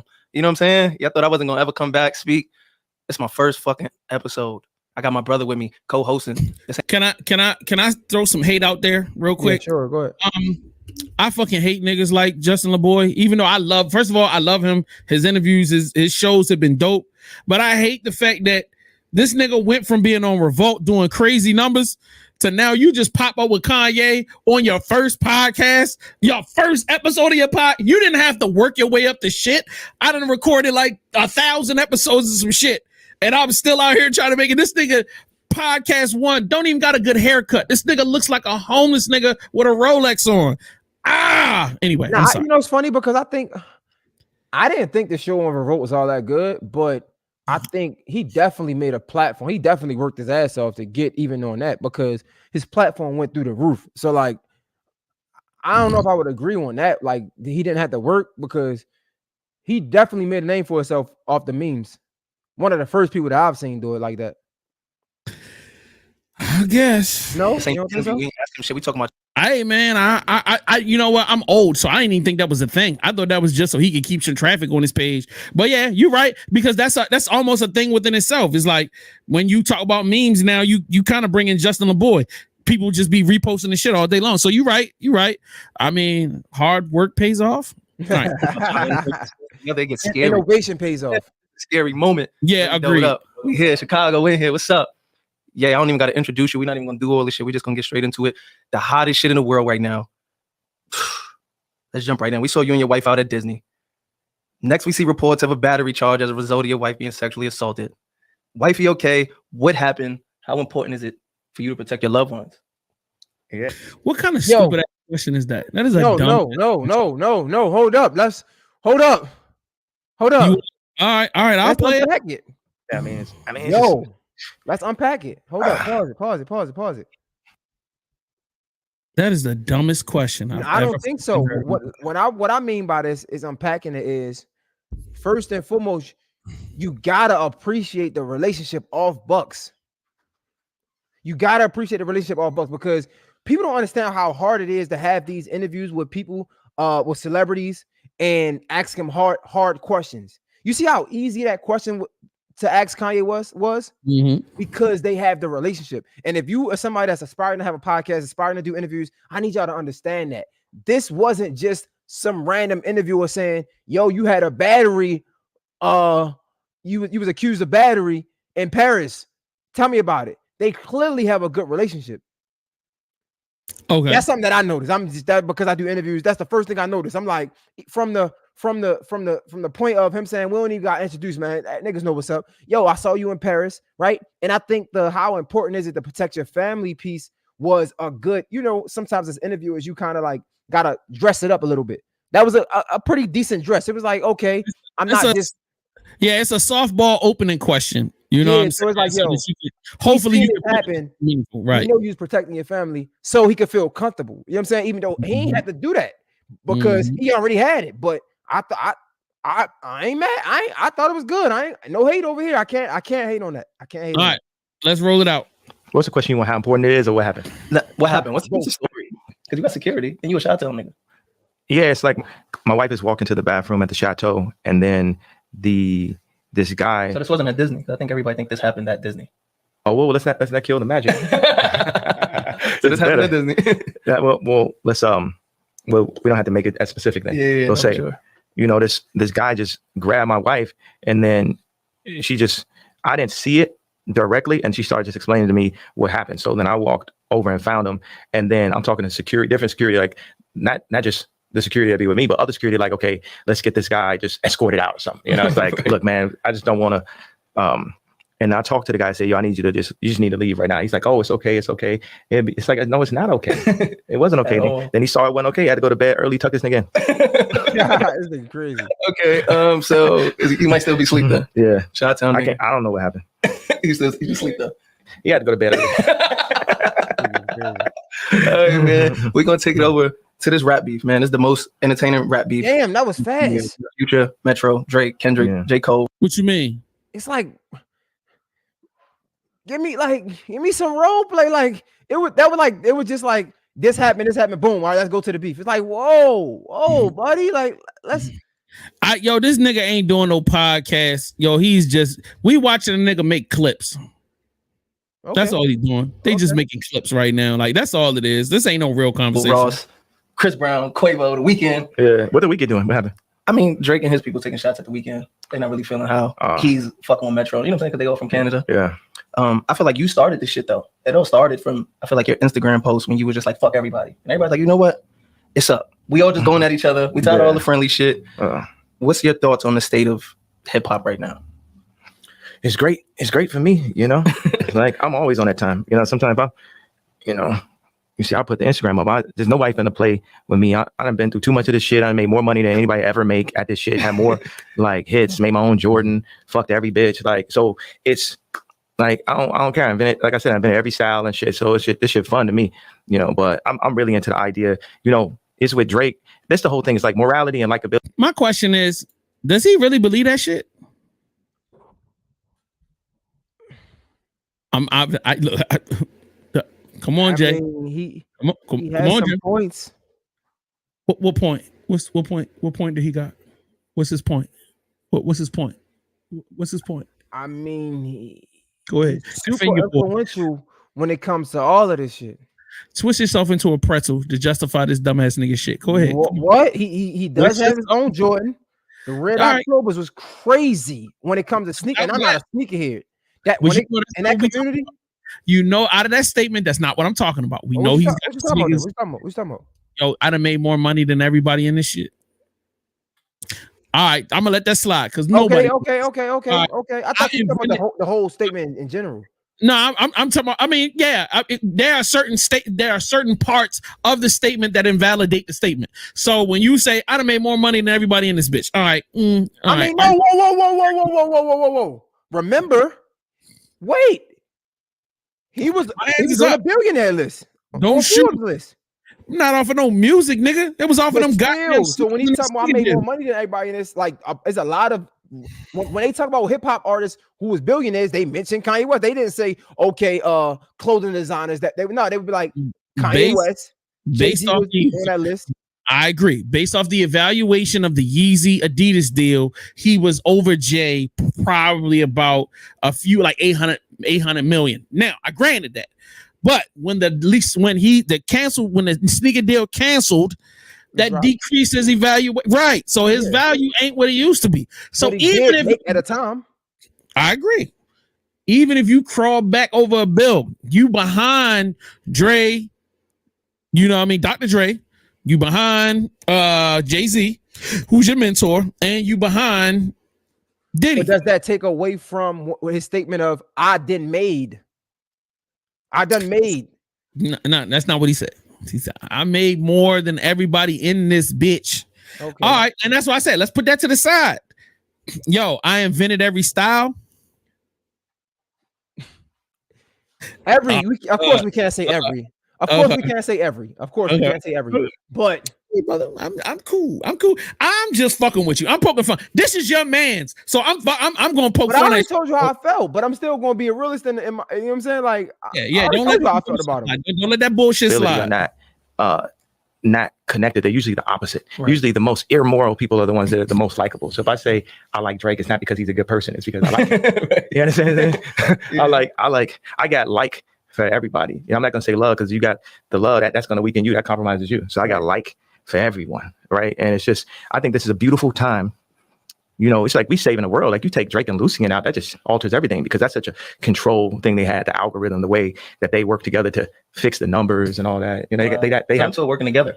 That's absolutely. Like, we're gonna name this nigga after a dragon, some demonic shit, like Drake and all this type of shit. Like we're gonna change the name, actor, and do this and shit. Because it's like, you know, in their heart of hearts, like whether it's like Tubbs and this and that, all the Canada, they love Ye and shit. And I'm invincible. Like even if I died, I wouldn't die and shit. I'm like, so. And I'm tired of this nigga fucking with me and all this shit, man. So the fact that these niggas is coming together finally, because it's not just about the elimination of Drake, you know, it's like we're gonna tear the head off whoever they got that they thought was in control of all this shit. Like look at this, it's like they running the numbers, they running on radio, they got the smash, and then you know, it's like now they not playing Lil Wayne no more because he ain't you know, he's not directly connected with Lucy. And then they go and like buy the Cash Money shit out. And they like pick and choose who they want. Oh, we're gonna have Migos 1 week, and then we're gonna have Future this, and then we have 2 Chainz this, that, and they always pick somebody. Oh, we're gonna have 21 Savage. You know what I'm saying? It's like they always pick somebody from Atlanta. I'm from Atlanta. I was born in Atlanta. Right. Whatever. You know. How did that even happen though? Like, I mean, before you know, who's Lucian Green? Like, who is he? Yo, this sounds like some whack ass conspiracy theory type fever dream. Yeah, this is insane, bro. Yeah, don't you remember at a time you were on top? Do you not remember that? Go ahead. Were you I don't know, industry plant or somebody at the head put you on top? Was that you then? No, Drake's just having a phenomenal run. He makes really good music. We really like it, and we want to hear it. That's simple as that. Not saying nothing that he's saying doesn't hold value or couldn't be true, but bro, I don't believe in and I'm not in the industry that much, so I don't know what's going on at the top. But I know the music he dropped, we like it. I like it. The music everybody else dropping, I don't really care for it. This shit has a few to no playback value in my perspective. The only nigga that I'm playing back is Drake. Pause. Like, so that don't got nothing to do with the people at the top. That's my ears. So it's so unfortunate to see him talk like this because it's like you're giving up on yourself. It's like the shit ain't working for you, so you want to point blame at the people it's working for. I don't know. I don't like it.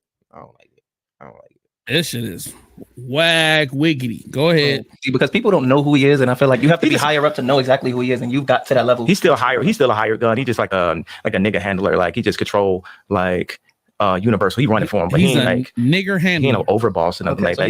He not no billionaire nigga like Yeah, I mean, like, yeah, but he got billions. You know what I'm saying? His money is like infinite. It's just it's a form of energy. It's a tool and shit. You know, Right. It's like, but he is someone who, in the constructs of where niggas have been placed, you know, Native Americans, all the combination. Because my grandmother's Indian. Like, you know what I'm saying? They don't put that in the schools that they indoctrinate us into. Because you chief, then you know you chief. They ain't gonna teach you that you chief. They're gonna like give you a contract, rap contract, basketball contract, say you king, but you only king to a certain limit. As long as you don't get out of line, you king type shit. So no, for sure. I mean, obviously, Kendrick dropped the Like That verse.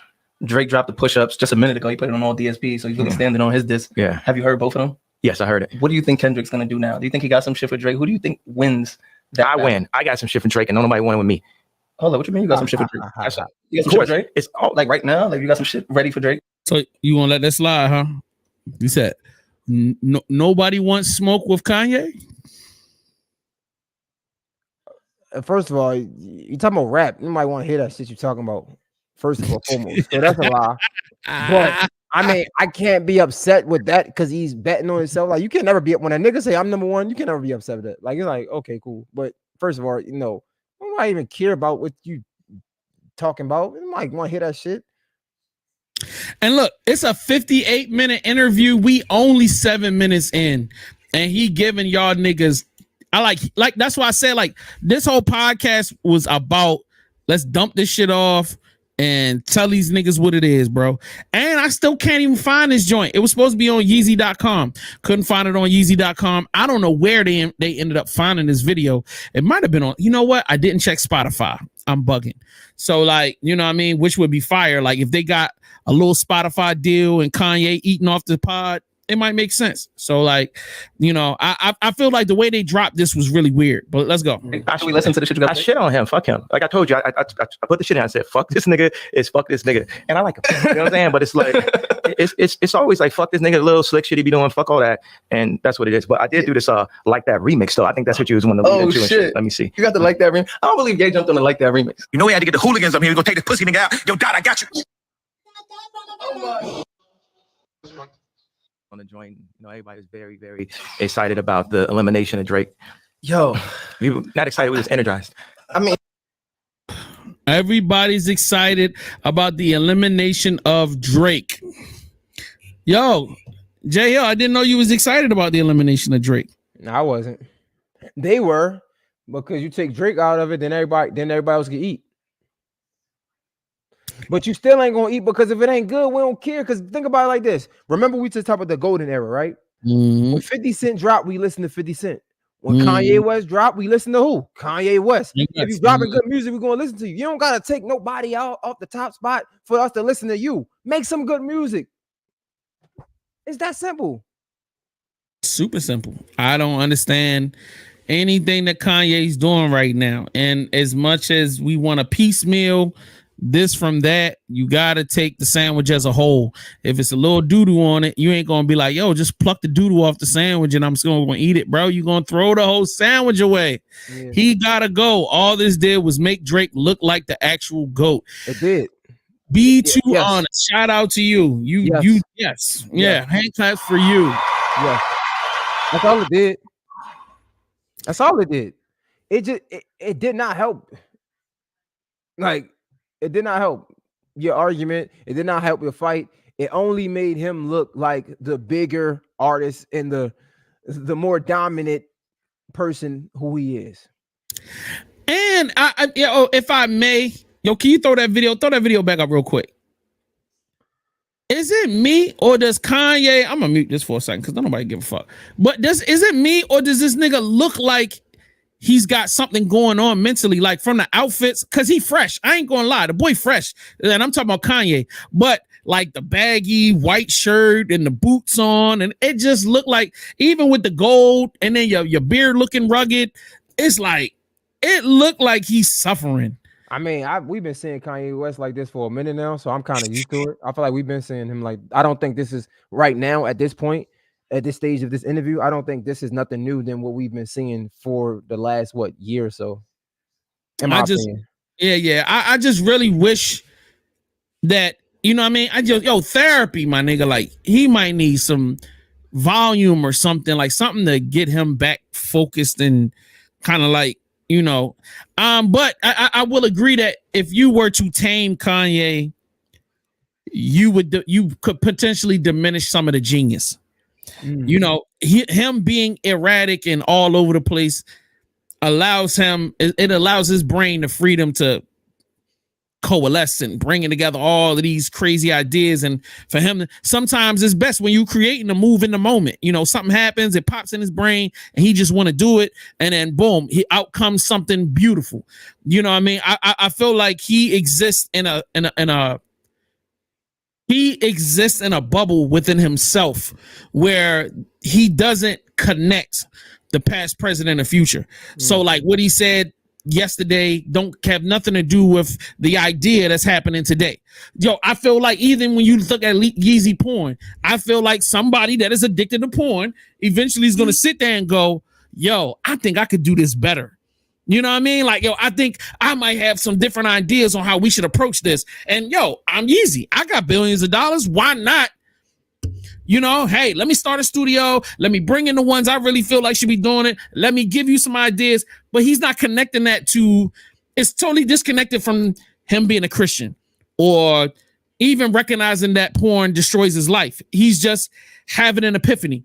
And he's got an idea on something that he wants to create. And then go.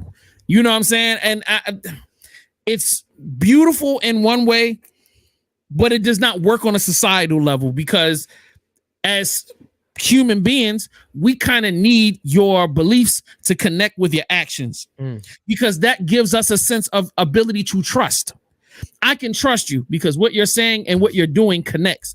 When what you say stops connecting to what you're doing, that erodes trust, meaning that we don't feel comfortable bringing you around kids. We don't feel comfortable with you, you know, being a leader. We don't feel comfortable with you, you know, and artists, I will always say, don't need to be leaders because artists need to be able to detach themselves from reality to create the things that change the world.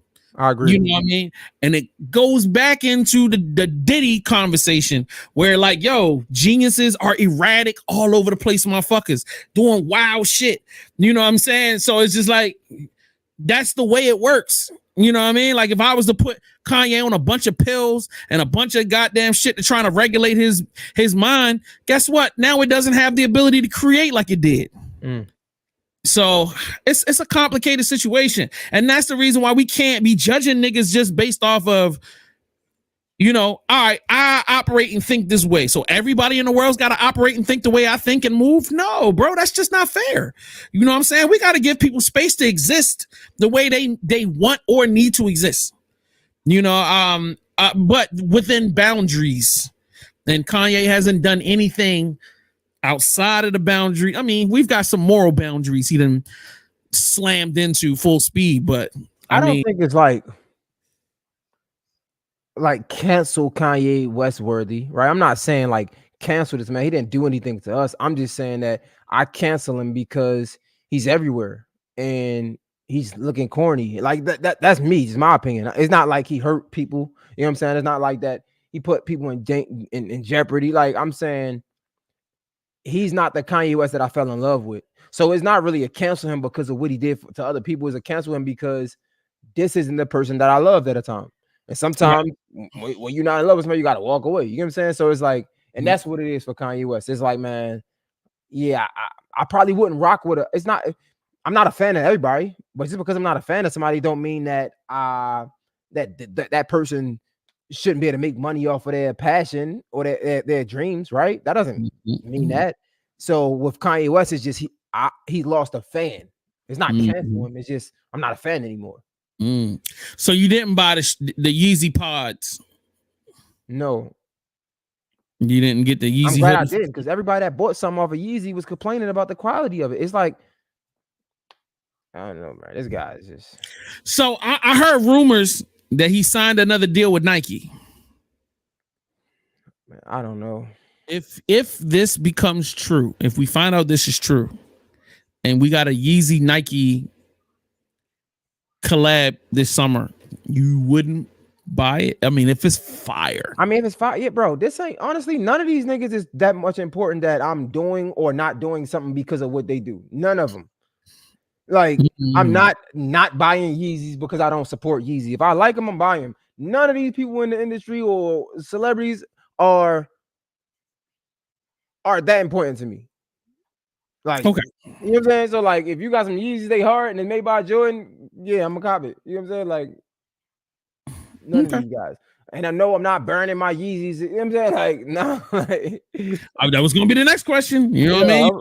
You get rid of things. No, I'm not doing none of that. Yo, when they did the first cancel job and people was throwing them shits away, I was like, these motherfuckers too expensive to throw away. I'm not. If I had some Yeezys, I wouldn't be throwing them out the window, nigga. I just gonna put them in a box somewhere, and that's gonna be that. I still probably will wear them. Man, oh man. All right. Before we get into the next one, I did have a question. Well, I can wait. I can wait. Go ahead. Throw it out there. It was random. It wasn't nothing about streaming. I mean, it was about streaming, but it ain't nothing about what we talking about. I'm gonna throw it. This is random. That ain't got nothing to do with the Kanye thing. I was gonna ask you. Are you using your ATEM to record the stream? No. Oh, okay. Do I need to? No. I was asking because I got another one I was gonna use. I was about to say, you gonna send that to me? Nah. It's not even mine. Not yet. I can use another one because I'm doing some living room concerts this year, and I was like, it's on my list to buy. I gotta buy a second one. Did you you using your Rodecaster? No. Oh, so I bought this USB mic just so I could stream. So this USB mic is connected.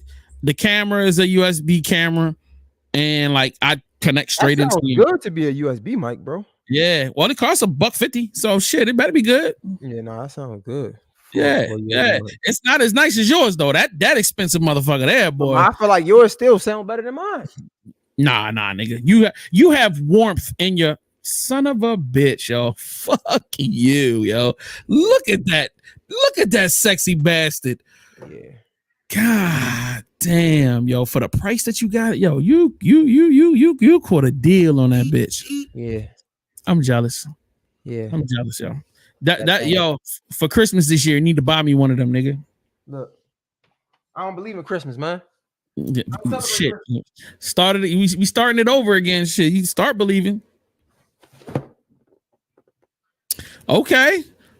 Yo, wait a minute. But why? Why did you buy that? I ain't buy it. He let me hold that and this. I might buy it later.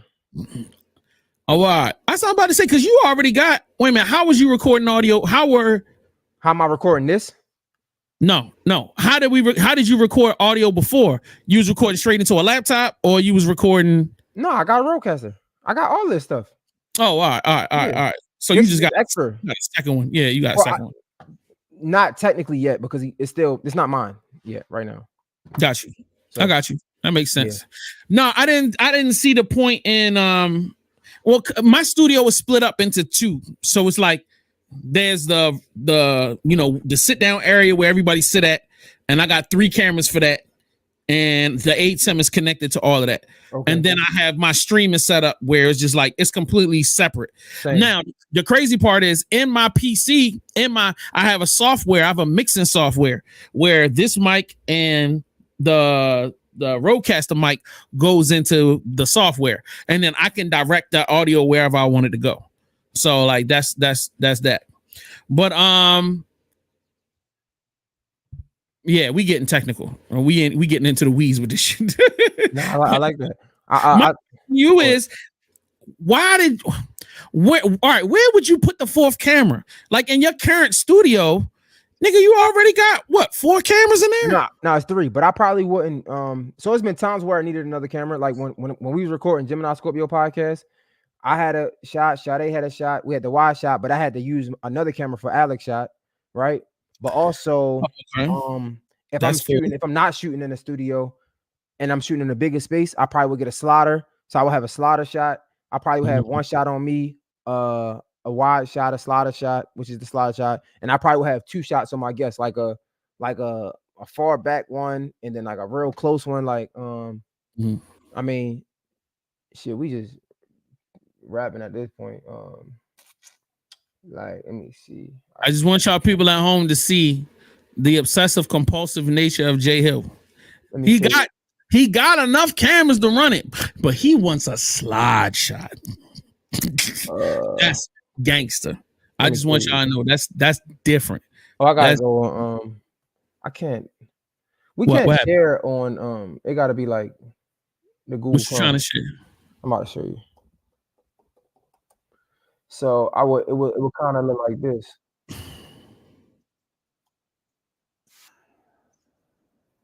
Oh, while he's looking for this, if you're watching right now, make sure if you haven't done so, go to patreon.com/J Hill Podcast.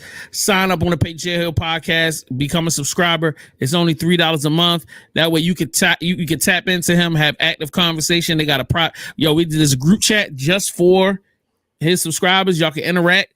Also subscribe to the YouTube channel, youtube.com/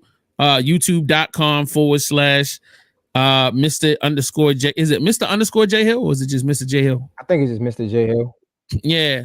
So like make sure if you haven't subscribed, please subscribe, show some love. And then like, you know what I mean? If you want to show me some love, follow me at JS, the number 1 THASUPPLIER. And you know what I'm saying? I got my Patreon if you want to show up, throw some love at VVC Life. You know what I mean?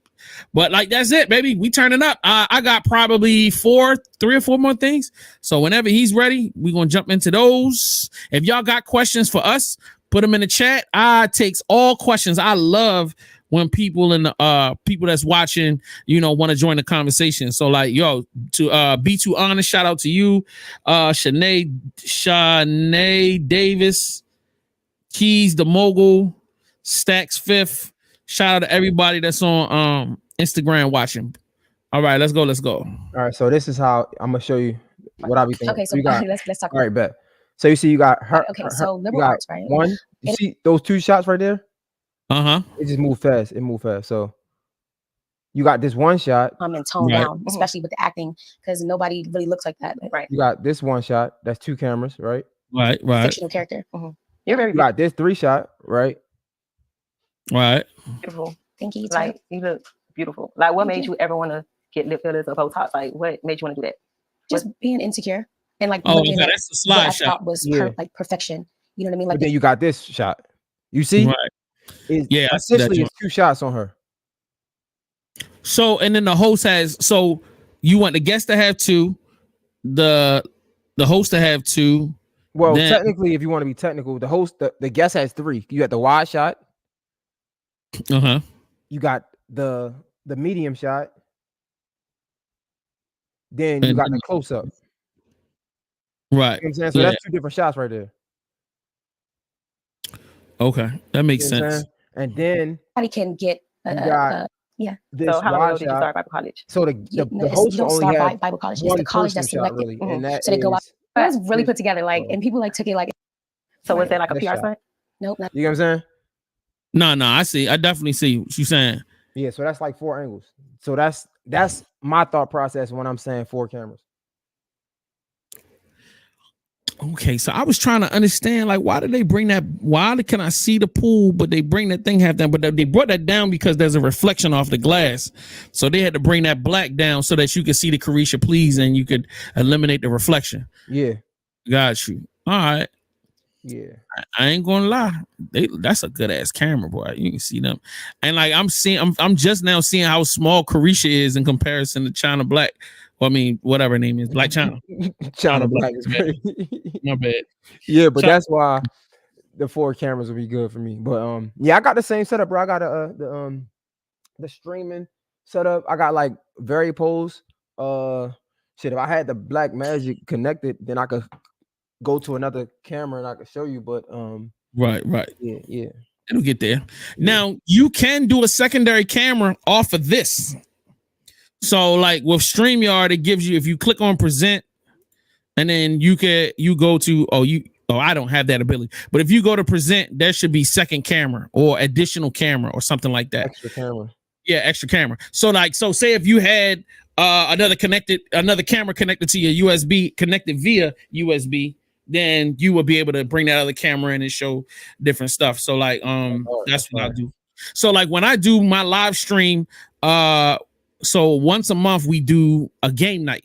So like I'll have all of my cameras set up on the ATEM, and then I'll have this camera. So I'll be controlling the show while everybody is in the room. So it'll be like 6 of us in the room.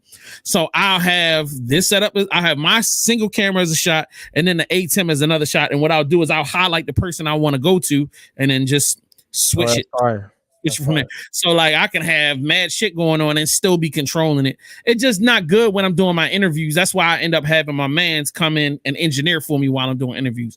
So that way I can just focus on having conversation. When I'm doing my interviews and I don't have somebody, I just take it old school. I'll put the camera on the wide shot. I'll record the whole thing by myself, and then I'll just go back on the back and edit it. Yo, I saw a video about that where you would just close up in on the person and then make your clip off of that or whatever. Not even that. Just so I would just because the ATEM records with the ISO. You got the ISO one. Yeah. So the ATEM records all 3 angles, right? So what I do is I just record the middle angle. It doesn't really matter, just so I can see us too. Make sure everything is in focus, and then I'll take the ISO clips and I'll edit them on the back end. That's what Got you. Boy, y'all getting free class today. What y'all talking about? Now, play that clip I dropped in there because you're gonna be rich and famous. I never realized you could be poor and popular. Ooh, you know what I mean? Wow. People get you signing autographs. You ain't got no money. I think probably for Ghostbusters, I might have made $40,000 for the whole movie. That ended up being a phenomenon that took over the world, and I feel like I can relate. Jay Hill can relate. I don't know if he want to admit to it or not. I mean, but he's not broke. But it's not like I'm broke. The assumption is people assume because you got mad views, and I hear this every single fucking day. Yo, that shit got 100 million views, or nigga. I just looked on my Facebook. I got 2 videos that did a million views on Facebook. That shit don't mean nothing. I ain't getting no check from Facebook, no nothing. Like, you know what I'm saying? It's just like, yo, shit going viral is shit going viral. And even when you're, I don't want to speak for Jay. I'm gonna let Jay speak, but it's just, I feel like if we could really start putting more respect on creatives' names and recognizing that when you on the way up, don't assume that niggas just got it. Yo, I get around people and they just assume that I got money. I'm about to pay for their shit. And yo, like, nigga, like, I'm still coming up, bro. You don't see no big brand next to my name. You don't see Revolt next to my shit. You don't see, you know what I mean? Like, just because I'm with celebrities and we had conversations on camera that don't mean that, like, now I'm one of them niggas. Like, they pulled up in the Maybach, nigga. I pulled up in the Camaro, nigga. Like, it's the difference, my nigga. Yeah. Mine was 16 and it was 100. You know what I mean? Go ahead. Even outside of the money, I was just talking to my friend about this, one of my line brothers. Like, outside of the money, like, when I be talking about where I am in my career, like, you hear people like, "Hey, you so humble." You gotta stop being so humble. And I'm like, nah, I'm just the realist. For example, right? Black Effect event was yesterday. Right. So I went. And I didn't really have no access to nothing, like no backstage, no VIP, no nothing, right?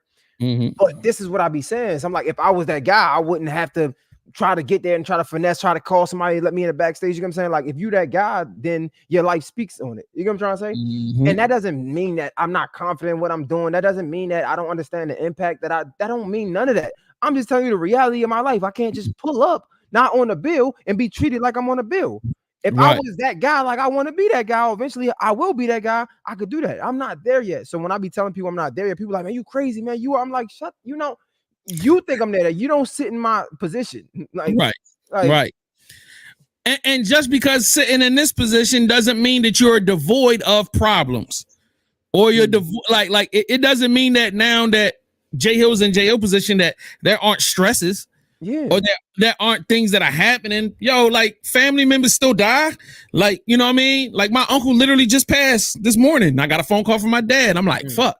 But I can't not do my live stream. It's all good, my G. But, like, we still got to work. Like, niggas still got to figure out, yo, the first of the month coming this Friday. Shit. You know what I'm saying? Like, I got this fucking get this bill money. And here's another thing. Even if niggas got income, like, shit happens randomly. Amazon randomly sent me some bread from 3 months ago for associate sponsors. So like pretty much if you put links up on your videos or in your videos about like certain products, you get paid if people click the link and buy. But niggas ain't clicking the link and buy every day. Like it took me 6 months to get $50. And then it randomly dropped into the account. There's not always like people assume, yeah, you might have a bunch of different incomes coming in, but it may be small amounts, $50 here, $100 here, it's this and that. I'm trying to explain that to my mom, and I'm like, my mom just don't understand that. Like, why you keep doing this shit? I'm like, we making money. It's just trickles. It's not until we get to the every video is 1 million views, and you know what I'm saying? Like you said, until we get to the place where niggas really VIP and the money and the shit flowing like that, bro, we still surviving like everybody else. And even that, because that $50, what happened? What it gives you motivation to keep going, because it's like, man, at first it wasn't nothing. Now I see $50, so now I know it has the potential to be 100, has the potential to be 1,000. And what happened is like the people who not in it, they sit around you and they feel like, I don't know. It just it's just I don't know. It's tough. I understand the frustration, because it just be like people look at it and they wonder, wow, they like think you like just chasing a bunch of nothing. It's like, nah, I'm chasing my goal, I'm chasing my dream. And just because you don't see it, you know what I'm saying, don't mean that it's not happening, it's working. You know what I'm saying? Like it's working, and it's just not working as quick as getting a 9 to 5 will be working, right? So I gotta be more patient. So it's like, if you're gonna rock with me, then you gotta understand that you gotta accept this, right? And you don't have to be patient. You can do what you want to do, but if you want to be with me and you want me to do certain things, you gotta understand the lifestyle that I have to live in order until I get to that position. You know what I'm saying? Everybody can't do that. And it's crazy because people will assume that we didn't have any preparation to do this, or like, oh, you about to do that little live stream shit, and it's just like, nigga, this is what I do. This is a part of my business. Like, you know what I mean? Like, it's people once again will discredit certain things until they see the success. So if it's Casanat and the chat was going like this and there's 1 million niggas in there, then it's like, yeah, you got to do your stream. But now it's like, it's the same shit, bro. It's the same shit. And like nobody want to be there with you, want to come up, but everybody want to be there with you when all is well. It's like you complain so much when things are shaky and things are struggling, but it's like a team, right? It's easy for you to want to help Complex, for you to want to help Casanat, for you to want to help academics, because you see the success, right? Right. But the nigga who's working towards that, you don't see it, so it's like, and it's like, because people put themselves on that level. People put themselves, they think, well, you only got 50 followers and I only got 50. Well, we the same. And they be like, nah, because I might be the nigga that get up every day making content, dropping content 4 or 5 days a week. You might be doing something once every couple months. Like, you know what I mean? And I may not have found a way to hit yet, but I'm still practicing. I'm in the gym. I'm practicing. And it's eventually the luck of the draw, though. Like you said, bro, if I'm throwing up 100 shots, I'm gonna make something. Yeah. You ain't even putting that up. You feel me? So it's like, I definitely understand it. And that's what the money, that's what the vision, that's what everything. But that's why you gotta just be able to lock in. And one of the most important things to me about this shit is being level-headed. It's like, bro, if you're going to accept the praise, you gotta accept the bulls. It just is what it is. If you're gonna be okay with the highs, you gotta be okay with the lows, because they gonna come. There's been times where I'd have made a lot of money from, bro. I was just talking to somebody. I made a lot of money, if not directly from this, from what this put me in position to do. I probably made damn near 50,000 outside of this with a connection that this put me in a room with. You get what I'm trying to say? And then on top of that, I probably made 100 just with this. So it's like, but it's been those were times, and it was times where it's been hard and it's been heavy, and I gotta keep on powering through it the same way I did when it was up. I gotta do the same thing when I'm down as what I did when it was up, because that's what consistency gonna get you. You know what I'm saying? Like, what makes you lit is not the fact that you can get it and be dope. It's the fact that you can get it, lose it, get it again, and potentially lose it and get it again. And get it again, bro. You know what I'm saying? That's what makes it lit. Everybody gonna have them down moments. Everybody's peaks and valleys. Everybody gonna have that, bro. But it's like, bro, don't let them hard times fuck you mentally, because that's what this shit'll do. That's what anything, relationships, friendships, bonds, everything. Like we get in these positions where something negative is happening and our mind just shifts to all negativity. Like, man, you ain't this and that, or I can't do this because you and you and you and you. And it's like, nah, bro, don't allow that negativity to have you sink, to have you self-destruct. You know what I'm saying? Like, it's like, man, I can go about this all day, because that's the one thing that I praise myself on, is just being mentally fit. You know what I'm saying? Like, because it be things that be going bad, and I can easily be like, man, if they would have, nah, you know what? You put yourself in this position, you got to get yourself out of it. It's good. Just remember, you was just up. You was just up. It's coming again. It's coming again. It's coming again. Like, so it's all about that mental toughness, bro. Like that's what really messes people up. And the big, I want to add into that. Like, it's gonna come back, but what did I learn from? How did I get down so I can avoid? I mean, excuse me. What happened to put me in the space that I'm in now so I could avoid that and never have to be back in this again? You know what I mean? Like, I feel like a lot of times niggas will come up and go right back to the same dumb shit that they was doing that got them into that place in the first place. It's like, yo, you need to, like, hey, we need to be making sure we saving money. Yo, we got to make sure that we got more revenue streams. Yo, we got to make sure that we have good networking. We got to make sure, like, you know what I mean? Because certain things might not have happened the first time. You know, I might have been so focused on one thing and ignore something else. And I got to learn how to balance or put people in place to help bring the balance. That's why they said a L is not a loss, is a lesson. Because if you are smart, you learn from every situation you go through. For example, let's just paint a picture. Let's say credit, right? You pay to get your credit fixed, is up, you at a 750, and then you mess it up and you go back down. Well, guess what? You know you can get it back up again because you done it. Right? And when you get it back up again, you know the decisions that you made to get you down. So you can avoid it. It's super simple, right? So I think that's just with life, man. I think things happen, but just me trying to be understanding and empathetic for everybody. I know how hard it is to fall in that victim mentality of it ain't working because of everybody else. Because, bro, misery loves company. So do your mind. When your mind is miserable, you want somebody to be miserable with you, but you got to be stronger than that to fight them demons off. You get what I'm saying? And that's just real. That's something that I go through on a daily basis. It's like my mind is really fighting demons off. You know what I'm trying to say? Because, like, that's the only way. And I never want to be on a position.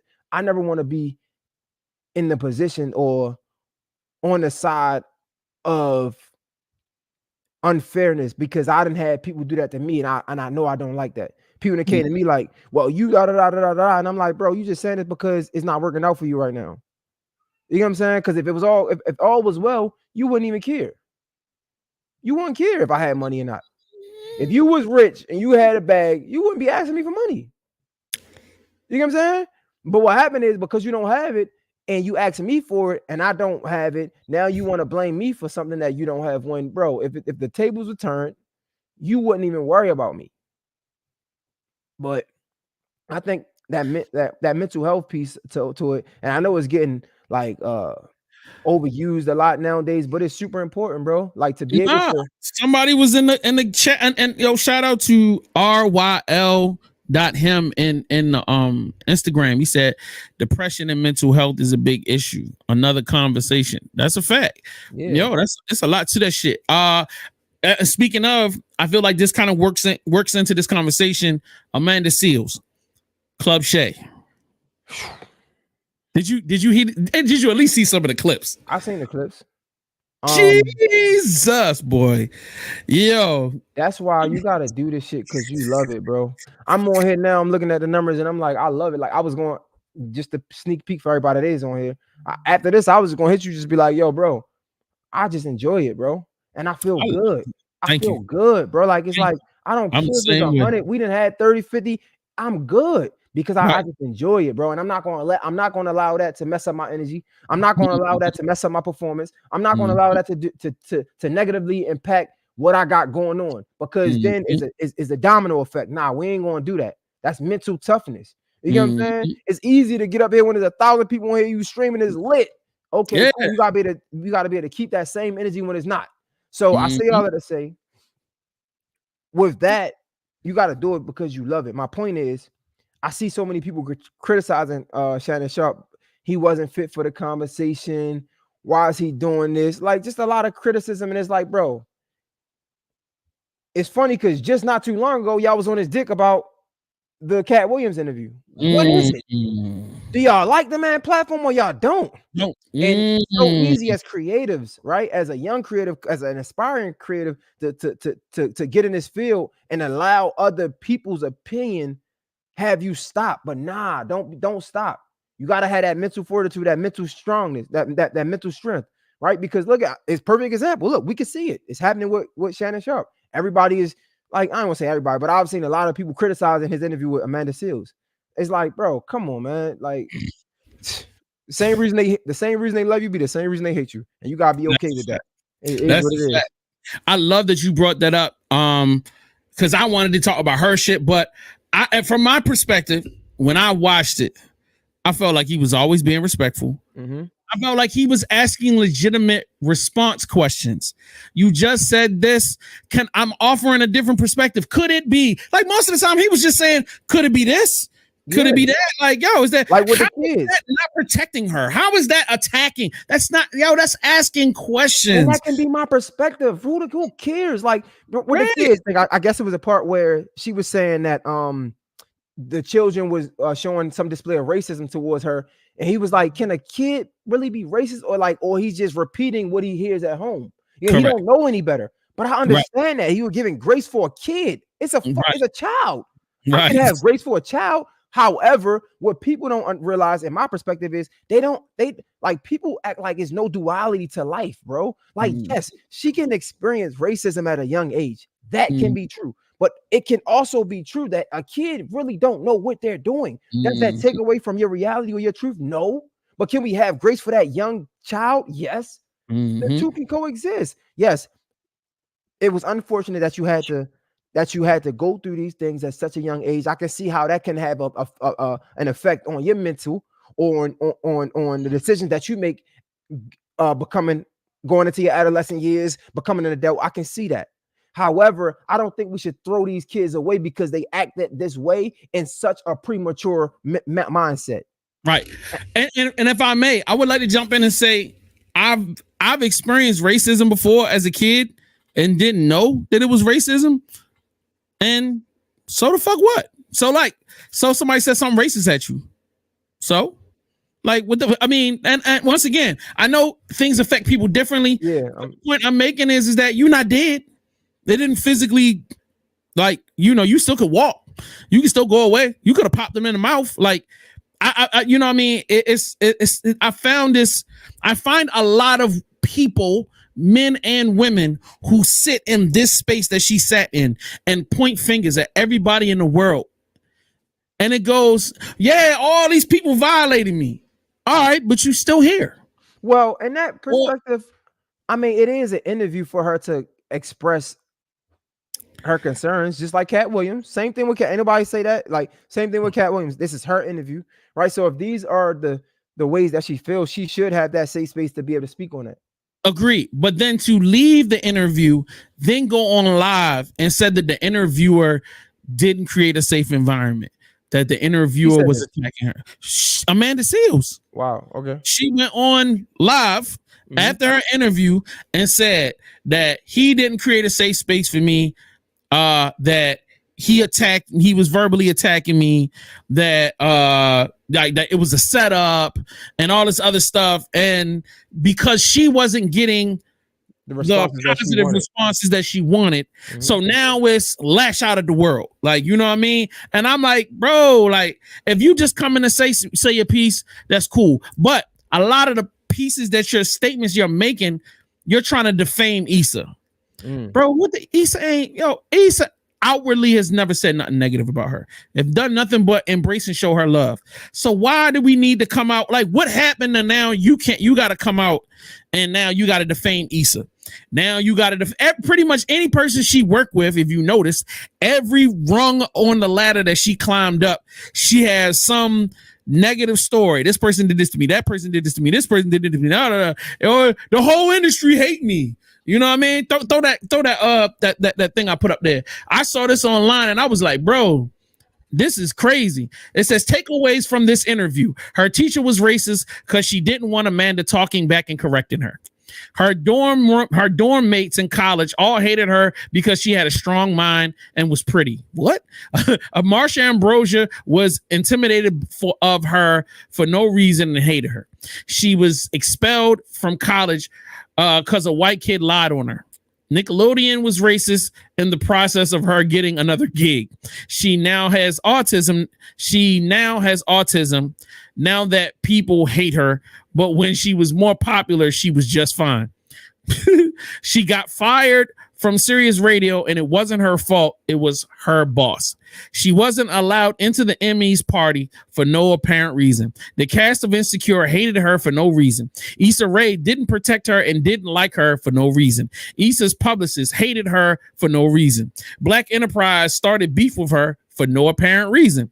Do we not see a pattern here? Are we not noticing a pattern? If you go through the interview and you see all of these things, you know what I'm saying? Let's see. Howard University decided to rescind her interview for no reason. The cast and executives of The Real didn't like her for no reason. Essence Magazine don't like her for no reason. Never once during this interview did she say anything was her fault. Everyone was always picking with her for no fucking reason. But bitter women saying Shannon was the issue.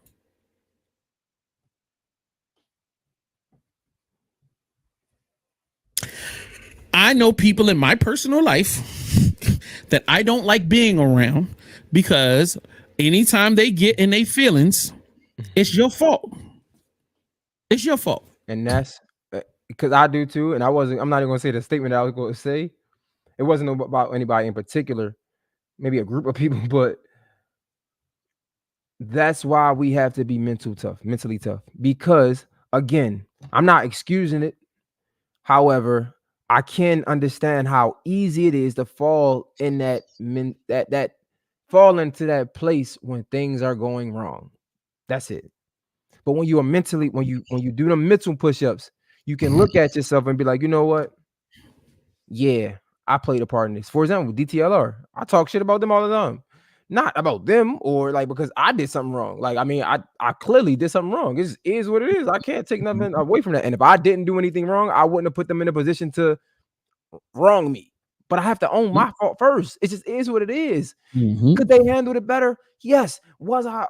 Did I feel away or upset because they didn't give me a second chance? Yes, of course. Did it hurt my feelings? Yes, it did. However, I have to look at it and be like, man, if I would have never put myself in a position, I wouldn't have gave them the power to have to give me a second chance.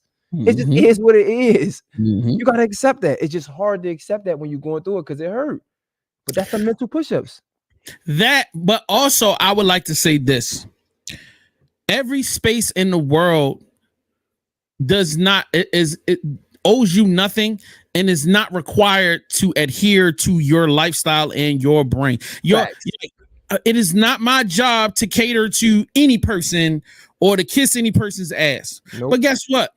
I do it when I know it's going to be beneficial for the person I'm dealing with and myself. Meaning that if I know you going through something, I'm not going to be all in your face about shit. I'm a fall back sometimes. I'm gonna give you grace. That's what that's the definition of grace. Is that, you know, Issa isn't required and then stop requiring stuff from people. Issa isn't required to protect you. That's not her job. If she does it, great. If she doesn't, great. That does not mean that now you have to defame her because she didn't. That's not her. Guess what Issa's job is? To create. Make sure you get your check.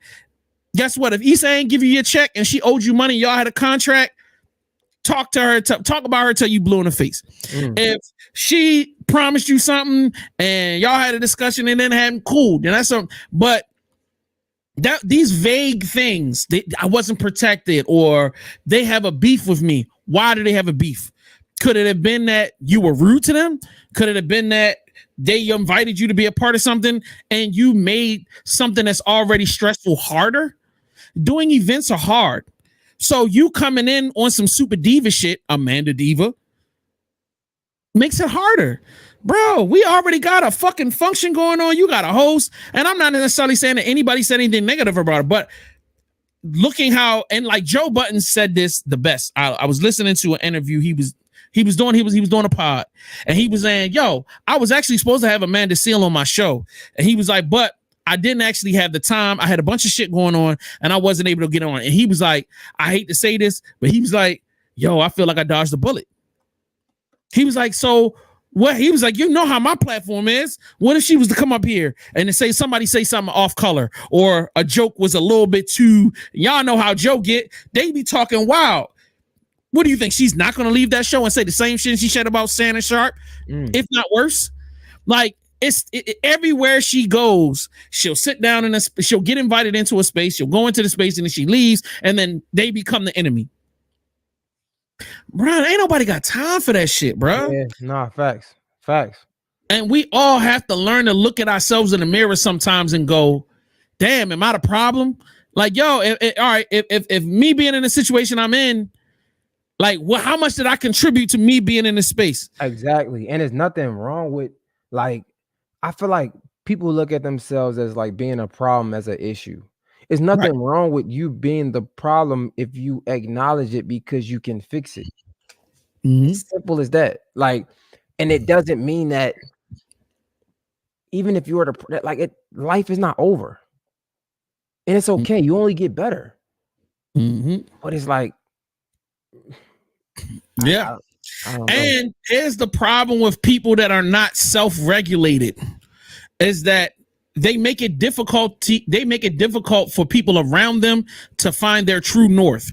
Meaning that if Jay Hill is always toxic, it's hard for me to recognize, and he's always fussing and bitching and moaning.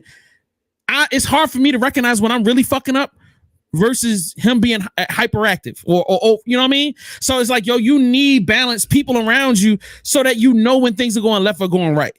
You know what I mean? And then one of the major things our individual has to do is, that's why, like, I had an argument with one of my homeboys the other day. I said, nigga, you always negative. No, I'm not. I ain't always negative. And I'm like, and then 2 seconds later, yo, look at this chick, yo. Hey, she taking all this time to that. Bro, stop. Like, don't nobody want to be around that all day. Don't nobody want to hear that negativity, all of this, and you overly judgmental, and you got this and you got that. Like, because that ends up rubbing off on me. I end up start complaining. And then now we are creating a negative space that we can't grow in. You not focus on progress. You focus on complaining. And now I'm going to come around people, and guess what? People are not going to tell you they annoyed by some shit. Guess what? They just stop answering the phone. They just stop coming around. They stop giving you opportunities. So it's just like, yo, we gotta start regulating ourselves. Complaining don't help nothing. Like, pointing fingers don't help nothing. Like, if you want to see progress be made, work on yourself. Get healthy. Do meditation. Find a religion. Or maybe not. Or you know what I mean? Yeah, or, yourself. You know what I mean? Like, really got to start. I tell people discipline is the greatest thing that'll get you to the next level. Meaning, don't be sleeping in the bed all day long. Nigga, get the fuck up in the morning. Get active. Like, start cleaning. Start organizing. Like, when you walk, if your house is completely a mess, how the fuck can you find organization and growth out of that? Like, if you don't be on a routine, like, I have to be on a routine every day, bro. My schedule is packed. Boom, boom, boom, boom. I get up. I got up this morning. I cleaned the kitchen. I cleaned my bedroom. Cook breakfast. And while I'm eating breakfast, Jay Hill text me, yo, we got a show. Cool. All right, I know. I'm already pulling together topics.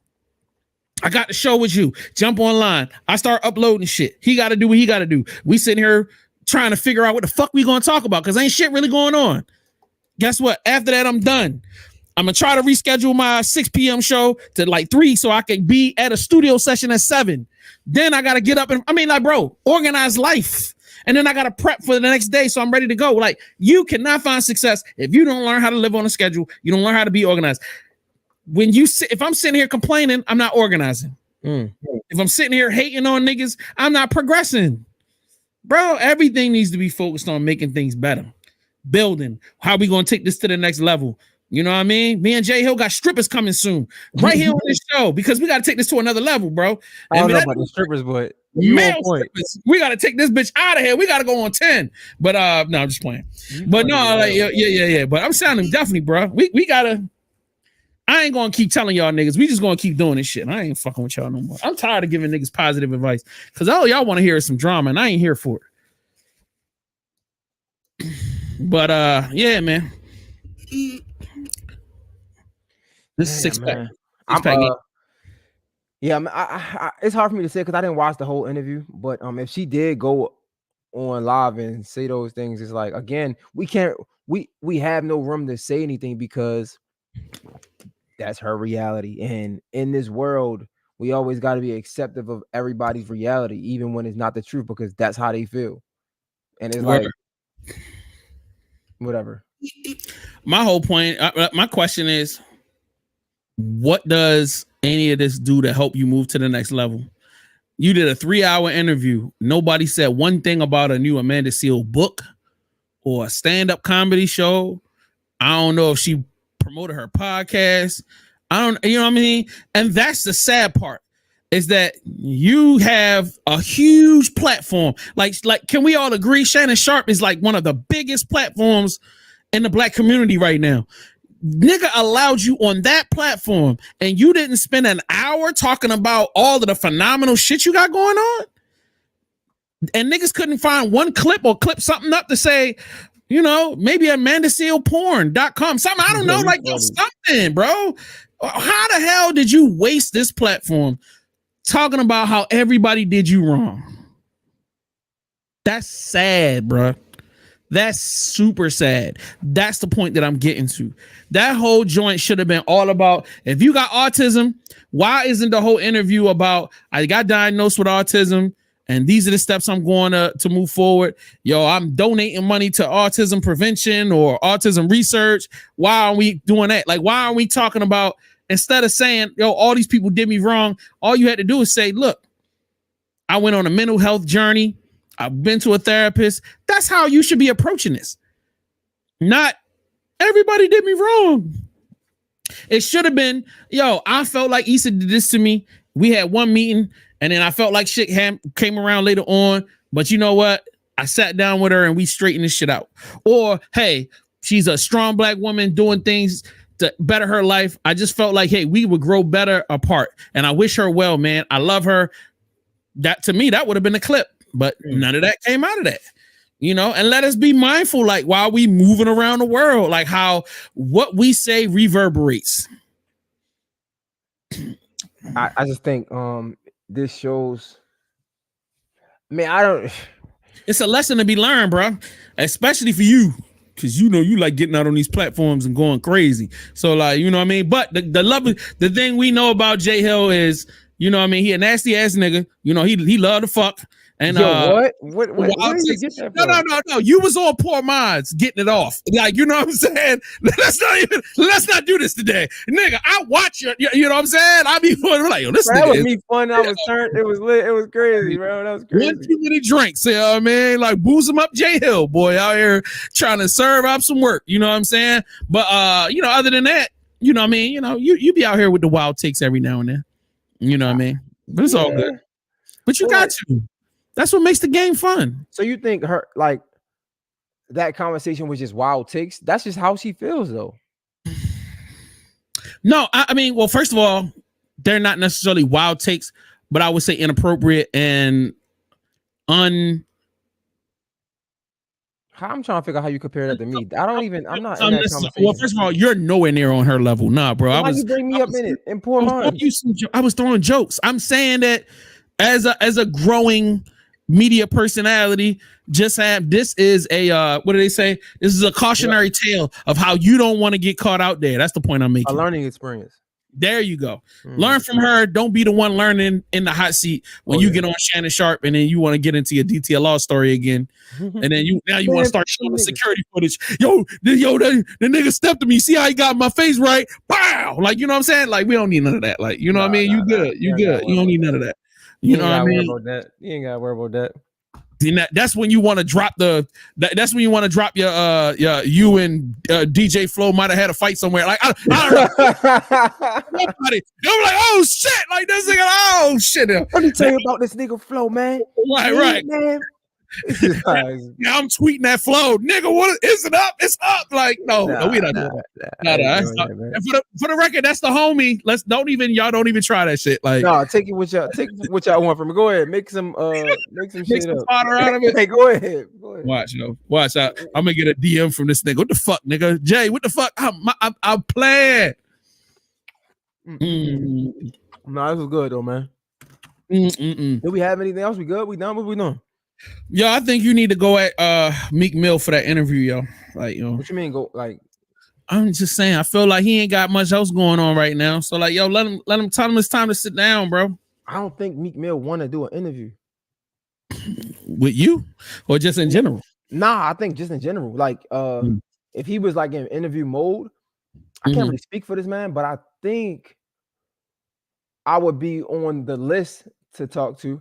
I just don't think he cares to do an interview. You gotta understand, like a lot of these niggas are getting smart now. A lot of these conversations that people are having is not benefiting the artist per se, other than them getting heard. And I think that's a benefit for sure, right? But a lot of it is just them exploiting themselves, not in a negative way, but for somebody else. And I think they're getting onto that. And not even just that way. It's just like, bro, like I know that sometimes this can do more harm than good. Like, yeah, I want to get in there. I want to express myself, but what's going to come from it? Shit, I got Twitter. I can do that myself. But I feel like people, and you're gonna hate this statement because this goes against what you really need. Like Jay Hill does interviews to help people express the human experience in a different way. But for an artist, it's great for marketing, which goes against talking about the human experience. So, or you're manipulating the human experience for the purpose of selling records. You know what I mean? But I feel like that's how artists need to step to shit. Cool. I want to hear your story, but attach it with an album or attach it with a line or whatever. So that way I can understand why I should support it. You know what I mean? I definitely don't feel like, I feel like Beyonce could benefit from a great conversation right now. Yes. Oh, yes. And I think, me personally, I think Meek could benefit from a great conversation, but I just could understand why he wouldn't want to have that conversation, especially right now. Do you feel like you got a good hour? If Meek was to call you and say, bro, I want you to come up, do you really feel like you got an effective list of questions? Right now, if he called me, yes. Like if he calls you right now, you could turn this bitch to 10. He's one of the few people that I probably wouldn't have to do no research on. I would, right? But one thing about this interview space, and I learned this a while ago, the best interviews are the people you're fans of. And like Meek Mill is one of them ones. Like he's like, of course I would love to interview Jay-Z, right? But like Meek is like my Jay-Z episode because that's somebody that I follow. Like I know about his career. Like I can talk about it. Like there's something that I know. You know what I'm saying? Like, and especially I could have an hour or 2 hour conversation with Meek Mill, not even talking about everything that's going on. That's how that's how deep into the conversation we can go. Because it's with Meek, you gotta understand, like he was so close to me in a way that he wasn't close to me. So for example, he signed Chino. That's a great conversation. I've had the conversation with Chino, but to hear it through Meek, right? He was talking to Lil Scooter before Lil Scooter passed. Then he picked up Scola, right? Him and Scola had something going on. Like Scola was sitting in the room when he's freestyling on Funk Flex. You know what I'm saying? It was times when he had the nappy braids, when he's freestyling against I forgot the nigga, he had the hat. I forgot his name. But like that was a good situation back in the day when he dropped Flamers. How was that? Like it's the MMG situation. When he started linking up with Shy Glizzy, like it's so much conversation to have, and not even about the stories, right? But about it was a time when he would say, "This is for motivational purposes only." Did it work? Was it really motivating? Did people get motivated, or did they hate? Do you still look at it the same way? It's like because these are things that like I really know. You get what I'm saying? Like, bro, even with the Nicki Minaj, not even about Nicki Minaj, but dating somebody that's high on a list like that. Like, you know what I'm trying to say? Like, was it what you thought? You feel me? Like, is what we can have a comment right. He could come right now. Like, I feel like he would answer all of those questions until he got to the Nicki shit, and then he would clam up. He would clam up. For sure. He ain't really gonna give you the real on that shit. Yeah. And you too pussy to call him out on it.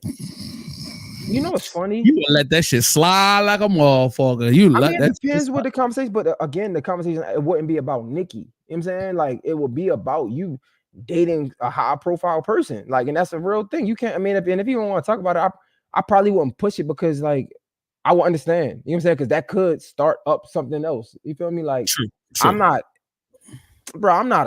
no dummy. You know what I'm trying to say? But I'm still gonna push the envelope. You feel me? Like, I'm gonna talk about it. I would talk about the Diddy shit. I would talk about all that shit if he was okay with it. You know what I'm saying?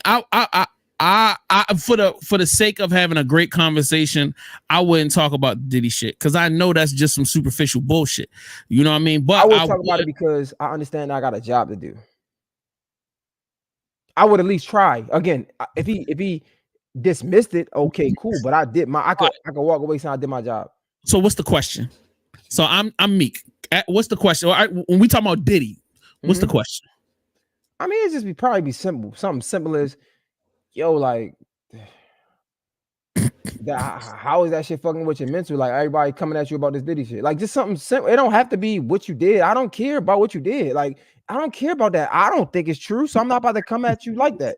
Like, if I thought it was true, I would ask you. You'll be like, wait a minute, what you think I did? What are you talking about, nigga? I don't think you did nothing, but at the same time, I don't know you, nigga. Like, I would tell him straight up, like, at the end of the day, I really don't know you, but I know that shit can be annoying, especially you had came out talking about your son. Like, bro, that's frustrating as hell. Like, bro, like, how you holding up with this shit? Like, do you really think this is affecting your music career? Like, I mean, I don't think so, but do you see a decline? Like, it ain't really my questions don't really be about Diddy, but the shit go viral, I think, because I have a good way of talking about something without talking about it, because I don't care about Diddy per se, right? Like with Lil Mama, I don't care about like that night at the VMAs. Like, I don't really care about that. You talk about it a million times. I'm curious to like, yo, like, do you wish that Jay-Z would have reached back out to you, right? And then they start talking. Like, I don't really care about that situation. Like, I'm trying to know about you, how you feel, the human experience, right? But a lot of times it brings up old thoughts and they start talking about it. You know what I'm saying? Yeah, it brings a lot. Yeah. So like me pivoting, top 5 interviews that are close to your heart that you want to do. Like, cause I know me and you have talked about the Meek doing interview like a long time. So I'm like, I already know that's one of your most exciting moments. Give me 4 more.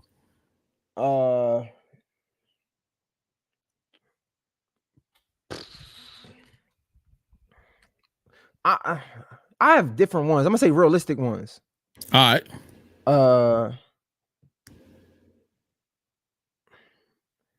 I want to say like Jada Pinkett or like Monique. I'm a Baltimore nigga, bro. Like, it's hard. Like, it's hard. Like, I'm a Baltimore nigga, so like I don't want to talk to Jada, but that will be you and Jada will be a great conversation. I'm staying far. I want the Monique. Now, I want to interview Monique. I love Monique. Love Monique for a long time. I would want to stay away from that other one. You know what I mean? But I respect her. I kind of want to put all these in one, like Jada, Monique. Yeah, like, even like Cisco. You get what I'm saying? Yeah, that's on my list. Yeah, he on my list. I would love to get the whole Drew Hill. That would be crazy, but I know that's never happening. I know that's never happening. I don't really have like bro. God is good, bro. I don't have a lot. I mean, like that's crazy. It would be probably Jada Pinkett.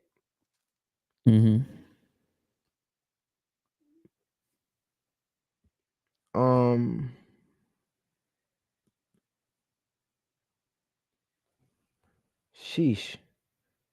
Meek Mill. Yeah.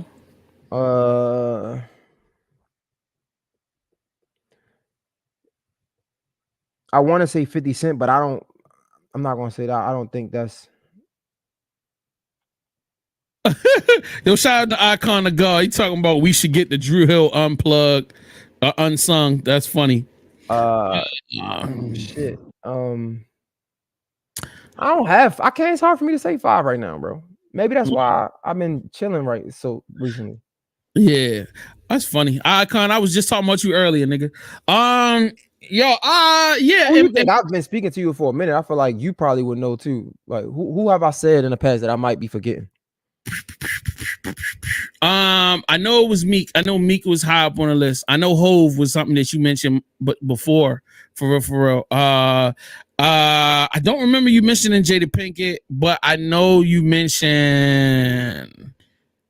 Damn, what was the other ones? There was some other ones that was like right above. Oh, you were saying that you really wanted to talk to one of these rap niggas that you really wanted to get at. And it was like, yo, we going to maneuver. I know Wayne was a part of that. You wanted to get Wayne. You wanted to get. Damn, no, that's not the name. The name is slipping my brain. Future, which is probably not going to happen. Not saying that you don't have the skill set, but he's just not a talker like that. I can't even tell you the last time this nigga did an interview. Yeah, no, I don't. I was like, he's not one of them. For me, like off the hand, like that I could think of, like it's people that I'm trying. Like I would love to get Charlemagne the God. I forgot. Yeah. So Charlemagne, Wallow, Meek Mill, Jada Pinkett, Cisco, Ray Rice. Yeah. Ray Rice would be fire. Yeah, Ray Rice. Yeah, I think that's really it, to be honest. Yo, I'm on some old nigga shit. Los. I want that Cal Ripken interview. Wait. Los should be done and in the can by now. Yeah. I don't understand what's up with that. Like, I think that's why I want to do it, because to be honest, like it's like I don't really care to do it because I don't think it would, like, just being respect, with all due respect, I don't think it would do nothing crazy for my platform, but I want to do it personally. You know what I'm saying? Like that's just something I want to do. But I want to do, like, I mean, if we being real, I would love to do like a Quicksilver. Like I'm not really a Baltimore nigga. Like that's another one where I'm like, why we've been talking, but like I would love, like I'm really a Baltimore nigga. I would love to do like the old heads and like pork chop. You know what I'm saying? Like squirrel wide and pork chop. You know what I'm saying? Like I would like that's where I be at with it. Squirrel Wide and pork chop together would be crazy. And for those look selfish promotion, my Squirrel Wide interview is out right now on my Patreon, patreon.com/VVC Life. Tab in and watch it now. All right. But I feel like if you got Squirrel Wide and pork chop together, that would be an insane. You would probably laugh so much you would forget half your questions, yo, because them niggas is fucking hilarious. You know what I mean? But definitely I need to get back again, Sean Caesar. I did a Sean Caesar interview and it was just radio. It was no cameras. And it was one of the most phenomenal conversations I've had in my entire, and I've interviewed some phenomenal people, but that was such a big conversation. And at the time I didn't know as much history as I know now. So like after me interviewing like the Dookie Mans and this person and the Boss Man, after having all these phenomenal interviews that talked about history and how much reverence and love people have for Sean, for me to then go back and be like, yo, don't be mad at me because you just I might have to reach out to him. Let's do it. I might have to try to get that interview. I might have to steal that. And I might have to like slide my seat into the shot. What you doing, Jay? Yeah, hey. But yeah, Sean will be a phenomenal interview. Phenomenal interview. I feel like Tate will be a great interview now.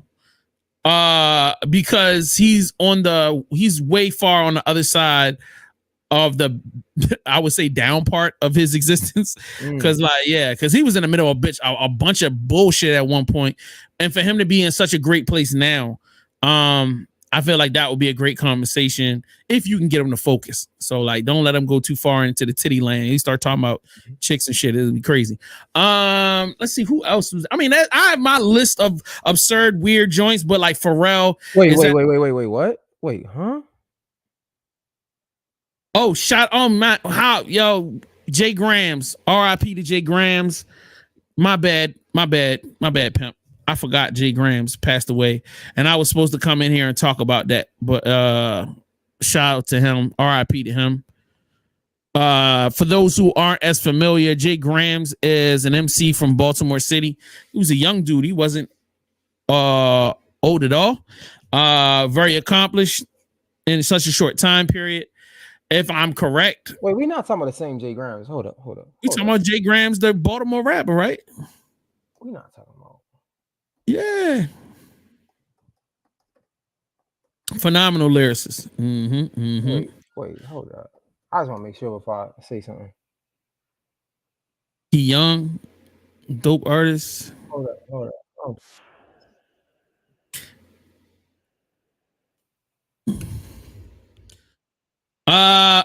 So ladies, yo, I'm doing a studio session. Me and Icon of God are going to the studio tonight. Icon is putting the finishing touches on his album right now. We will be in the studio, so we need some vibe. You know, we will have some beverages. We will have some elements floating around. We would love to have some beautiful ladies. And yes, sir. We're talking about Jay Grams. You are correct. What happened? He committed suicide. Are you serious? Yes, sir. Dead serious.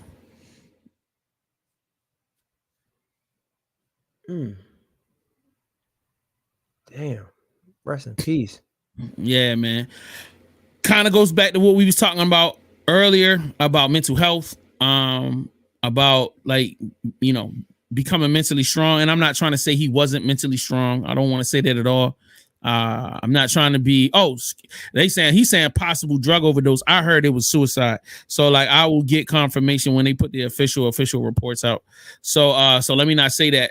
But even with the overdose part, man, taking that time, bro, seeing the value of your life, don't connect your life with your work. You know, don't do that. Like wherever you're going to be is wherever you're going to be. Like before TVs and all this bullshit was invented, niggas was happy out here living. The only thing that was important was roof over your head, friends, family, some food, some drink. And if you ain't have friends and you ain't have family, nigga, food and drink and a good view is all a nigga need, man. And just get out here and have some adventures and enjoy your life. Like, how do you stay mentally strong in situations like this? Like, especially for Baltimore, bro. I remember it was a time when I was in Baltimore and it hurt so bad to continue to hear our rising stars pass away. Scooter, what was the barber? The barber guy, Nick Breed, what's the comedian name? Smash passed away, and then this nigga, it was so many niggas that passed away, bro. So like, my question is, President Davo, R.I.P. Davo. My God, that's my nigga. That shit hurt. President Davo hurt me to my core because that was my nigga, bro. He was when we see people pass, especially ones we know. Yeah. That hurts. Like it hurts because it's like it feels like me being somebody that's on the come up. It feels like I lost a piece of me. I mean, shit, Jay Grams is one of the people that helped me on my come up when he did the freestyle. He did the freestyle on Sway that went crazy. And he was truly somebody that like I would hit him and he would pull up. You know what I'm saying? And it almost felt like you lose a piece of yourself because you are someone who is aspiring to be great. And you see them get into levels, into rooms that you never been in, right? Or the rooms that you're about to be in, right? Right. You see all of that is gone within the blink of an eye, within a second, within a moment. And it's like, bro, how much can you take?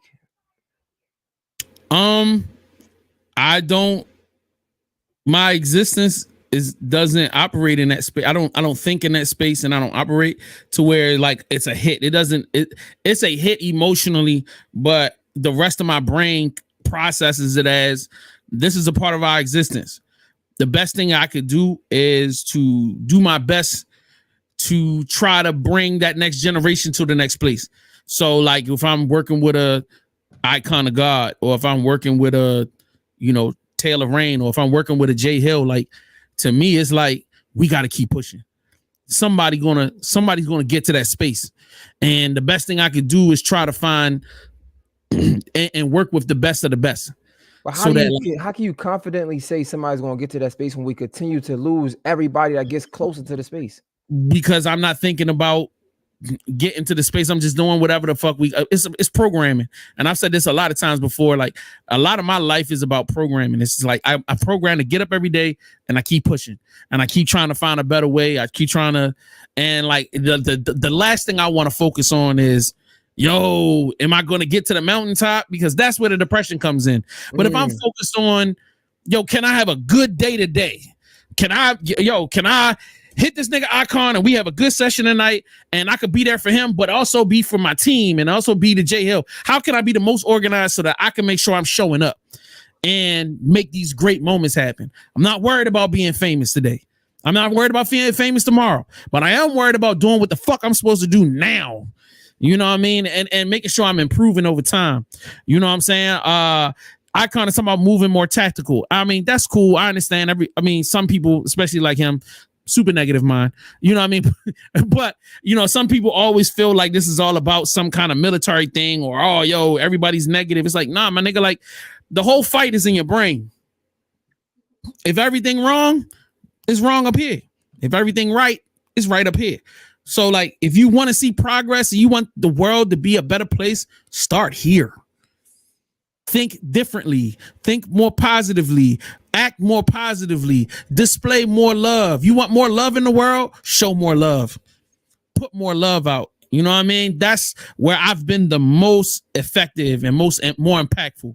You know what I mean? And I always try to encourage everybody in my circle. Like, let's be moving with love and putting love out there and building and doing things in a better way. And I'm like, that's the only way I know about doing it. And then when I feel bad, I call Jay Hill and I said, I'm feeling bad, and hope that nigga got something positive to say. Like, I'm not a robot. We all are humans, but we have our people that we turn to, and then hopefully they can give us motivation. And like, I'm lucky enough that I do get the random conversation. Jay Hill will hit my phone. I mean, like, I just appreciate you, Jay. That means a lot to me when he does that. I seen you did a video. Oh, that shit was dope. I need that from time to time. And it's appreciated from the ones that really do this shit. You know what I mean? And I try to be that for other people. Man, like the Jay Graham shit, it hurt and it hit home, but it's like, man, this life shit is just, it can be a lot, bro. Especially like me. I ain't gonna lie, I'm an empath. I be thinking about all this shit, like, and then I think about it like, we do all this for what? Legacy? We do all this work to leave a name for ourselves. Is that what it is? I mean, some people say for legacy for their kids, but it's like, how long we really gonna think about this? How long we really gonna be saying rest in peace, Jay Grams? Like, how long is somebody really gonna, like, it's like you find out, it hurt for a second, and then it's gone. And again, I can't help but to think about when it's my turn, right? It's like, yeah, you get a rest in peace for maybe a week, but then what? Everybody's life moves on. I agree with you on that, but I was having a conversation with somebody, and I and it was a very morbid conversation in the moment. But as I thought back, it really impacted me. I said this out my mouth. I was in a car, and it was like, "Yo, Jay, like, what happens? What if you pass away and you never get to where you was trying to go?" I said, my hope is always that maybe 100 years from now, somebody will find YouTube, or hopefully YouTube will be there. Somebody, some kid, some person, a man, woman, child, somewhere in the world will find my YouTube channel and just think I'm entertaining. And they'll just watch my videos for hours. Because guess what? I've done that. I found some obscure person channel and I'll be dying laughing, and it'll be somebody that nobody never heard of. And I'll be like, man, this shit hard. I've done that before. And I'll be like watching somebody video. And then we'll research them and then can't find them nowhere else on the internet. They ain't uploaded a new video in 5 years, 10 years, but like they was going crazy at one time, and they was just doing some shit that I love. And like, I feel if it was just in that moment, like if I could make somebody feel the way I felt when I found on people's channels, I feel like I've done something. You know what I mean? Maybe I'm never going to be shit. That's fine. But hopefully a Baltimore kid will watch them interviews that I did, will watch some of the podcasts, and listen to some of the conversations I had, and maybe they'll get something out of it. That means a lot to me. It means everything. I love when, and I know you can relate to this, like a random video you might have put out and y'all was talking about something and it just goes viral on your channel. Like, you know, it'll start getting, and you'll just start seeing the people start leaving comments like, yo, this really meant a lot to me. Yo, damn, that was hard. And it's just like, that means more to me than anything else, is that we have a deep conversation and it impacts somebody. Yo, I needed this video. Or like we was goofing off. Me and my boy Pill, we had a conversation about something about one of my viral videos is she invites you over to her house for the first time. You know, what are the top things you're not supposed to do? What don't do when, and then like there were literally, first of all, it's got like 50,000 views and there's like 1,000 comments with mad dudes talking about, yo, thank you. I never even thought about what I should or shouldn't be doing when I went over her house, or yo, y'all niggas is funny or crazy, or even women commenting about, hell yeah, wow, I had a guy do this to me and that. Yo, you'd be surprised what ends up being something helpful to somebody. It was a joke for us, but we were saying some real shit and it ended up impacting people. Like to me, if I never make $1 million off of this shit, that means everything. If this video between me and you never goes anywhere, guess what? I got a chance to spend 2 hours and 45 minutes on talking to my homeboy. I get to see you. I need to see that you healthy. I'm happy. I can hear the baby in the background. You got a home. It makes me feel good to see that my dog, somebody that I've known for 6-7 years now. You all grown up now. I'm proud of you. This means everything to me just to be able to kick it. So like, I'm not worried about what 20 years from now. I'm worried about right now, and I'm happy. That's all that matters. I think I said this before. Do you think that come with age? Because, you know, me being young, I'm not gonna lie, I can't sit up here and say that it makes me happy for sure. Like it's something I enjoy, but it's not something that I would just be okay with. Like I want this to be big. I want to get 1 million views, $1 million, like from this. Like I want this to explode in that sense. Pause. But I don't know if I could really sit up here and be like, man, I'll be happy if it don't go anywhere. And I think that's a part of the problem, because like we chase something so much and so hard, and when it don't happen, it's such a big disappointment. When it's like, man, I want to be in a place where I could just be like, man, if this don't do nothing, I'm just happy to be here. I'm not. Word. Yo, but you got to understand that you and I are two different people. So yes, part of it does come with age, but another part, I've always kind of been like this. So where I learned from a very young age to enjoy the journey. I've just enjoyed being in the moment and like just kind of like doing everything that I could. But that's me. And I feel like a part of me being a part of your journey is to help bring balance, because the way you're built and the way you're supposed to be at the top. Yes, you are built to go crazy and not stop until it's where it needs to be. So like, the only thing I'm here to do is be a balance, so that you don't go too far in the dark. I don't want you to go too far in the dark place. So like that's going to be where I'm at. You know what I mean? That God put me here for that reason. I already know that's a part of me being a part of your life. You know what I mean? But I'm gonna be honest with you. I know you're not going to be happy until you fucking knocking Charlemagne off the top. You know, I know that. You know what I mean? And I feel like that's a part of you. A part of your journey is you accepting the fact that you're a warrior. And you just got to learn how to let go of, and sometimes it never happens, but a part of being a warrior is learning that you got to slaughter people and learning that that's just a part of the reality. Wow. And that's something that those choices that sometimes I have to turn away from everything to be the person that I'm meant to be. It's a fucking sucky thing, yo. Fucking sucky thing. Like there's a movie called, I don't know, you ever seen this movie called Gladiator with Russell Crowe? I don't think so. It's about a dude that was in charge of like the Roman army, and you know, they end up taking everything away from him, and he ends up fighting to get it back. But there's this one scene where like he had just finished this huge battle. Now he had won this gigantic war that had been waging on for like 9 years, and the king comes and watches the last battle, and they go into the king's like personal room.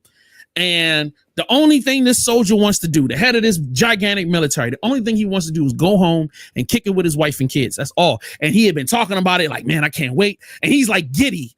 He's like this tough motherfucker, like super tough, muscled out warrior. But he's the king is asking him, like, what do you want most? Like, you just won the greatest war of my lifetime. I owe you everything. What do you want? And he was just like, nigga, I just want to go home. And he just starts fantasizing about like, yo, it's like my fields are like this, and my wife is like this, and I can't wait to see my kids. And he's giddy because he's like, yeah, that's all I want. And then the king's like, yeah, all right, but before you go, I need you to do one thing. And he's like, he just jumps up and is like, yo, whatever you want, king, you tell me what you want. I'll do it. And he's like, yo, I need you to take over the throne for me. I'm about to die, and I need you to take the throne. You can't go home. You need to be king. And he was like, a tear comes down my eye every time I see this scene, because you can see the life drain from his face, and you can see the fact that like everything he had been giddy about and what he wanted, he knew that he would never have it. And there's a moment where he just drops his shoulders, and he's like, and then like in an instant, he just shrugs all that shit off, and he's like, and the king's like, yo, do you accept what I'm telling you? And he says, yes, right now with all of my heart. And from that point on, he just went on with the and he became that nigga. I mean, and it's a hero's journey, and a whole lot of shit happens. But in that moment, it makes me cry, because the reality of a lot of us that are meant for great things is that you might have this vision of this cool, wonderful little thing that's a party that's very important to you, but your mission is greater than this one thing. You might have wanted to be happy in the fields with wifey and white picket fence and a dog, but you was meant for something bigger or better or more challenging. So you got to shrug it off and be the person that you was built to be. That's just what it is. You know, and a lot of us will spend our lives trying to throw themselves left and right, or trying to fit themselves in a smaller box because it makes them feel comfortable. But if you're meant for something bigger, you have to fight. You've got to go. And you know what you're good at, because you killing it when you're doing it. So you know what you got to do. Either do that or face an eternity of regret. If he had told the king no and it went home, do you feel like he'd be able to look himself in the fucking mirror? Fuck no. No. That's crazy. That's real, man. We can leave on that note. That's fire, bro. This is crazy. Yeah. Glad I could help. This is crazy, man. Let's get out of here, man. All right. Make sure, like I'm saying again, make sure you subscribe to the YouTube channel. Make sure you subscribe, follow him on social media at Mr. J Hill. Follow me wherever you find me at JS1 a Supplier, at VVC Life. You can sign up for my Patreon. Make sure, if you haven't done so, tell a nigga you love him, man. My uncle passed away. He's been in my house, my entire life. Was very big figure. The first person that I knew that was a millionaire when I was a kid. Let me tell y'all something. He died this morning, broke and alone in a nursing home with nothing. So if you ain't do nothing today, make sure you prepare for your future. And I don't think a 401k is going to do it, and don't think retirement money is going to do it. You got to fucking start saving. We all need to be looking forward to our future. So I ain't trying to run this too long, but no, I that just shit said was good, bro. That shit was fire, bro. It's just getting better, man. That shit was dope. How you get the Patreon? How much is it for the Squirrel Wild interview? $5. That's it. I wish they made a point where you could just pay for the piece of content you want. Like I want to watch this one. I just want. They do have it where you can do it. I just don't have it set up that way. Wait a minute. No, they don't have it. I could upload it to where like it just be the one video. Yeah. And then it'll toss me $5, nigga. Yeah, no, I'm about to go watch it. I appreciate it, bro. This is good, man. We holler at y'all later, man. Y'all be safe out in them streets. Ah, that was good. Bro,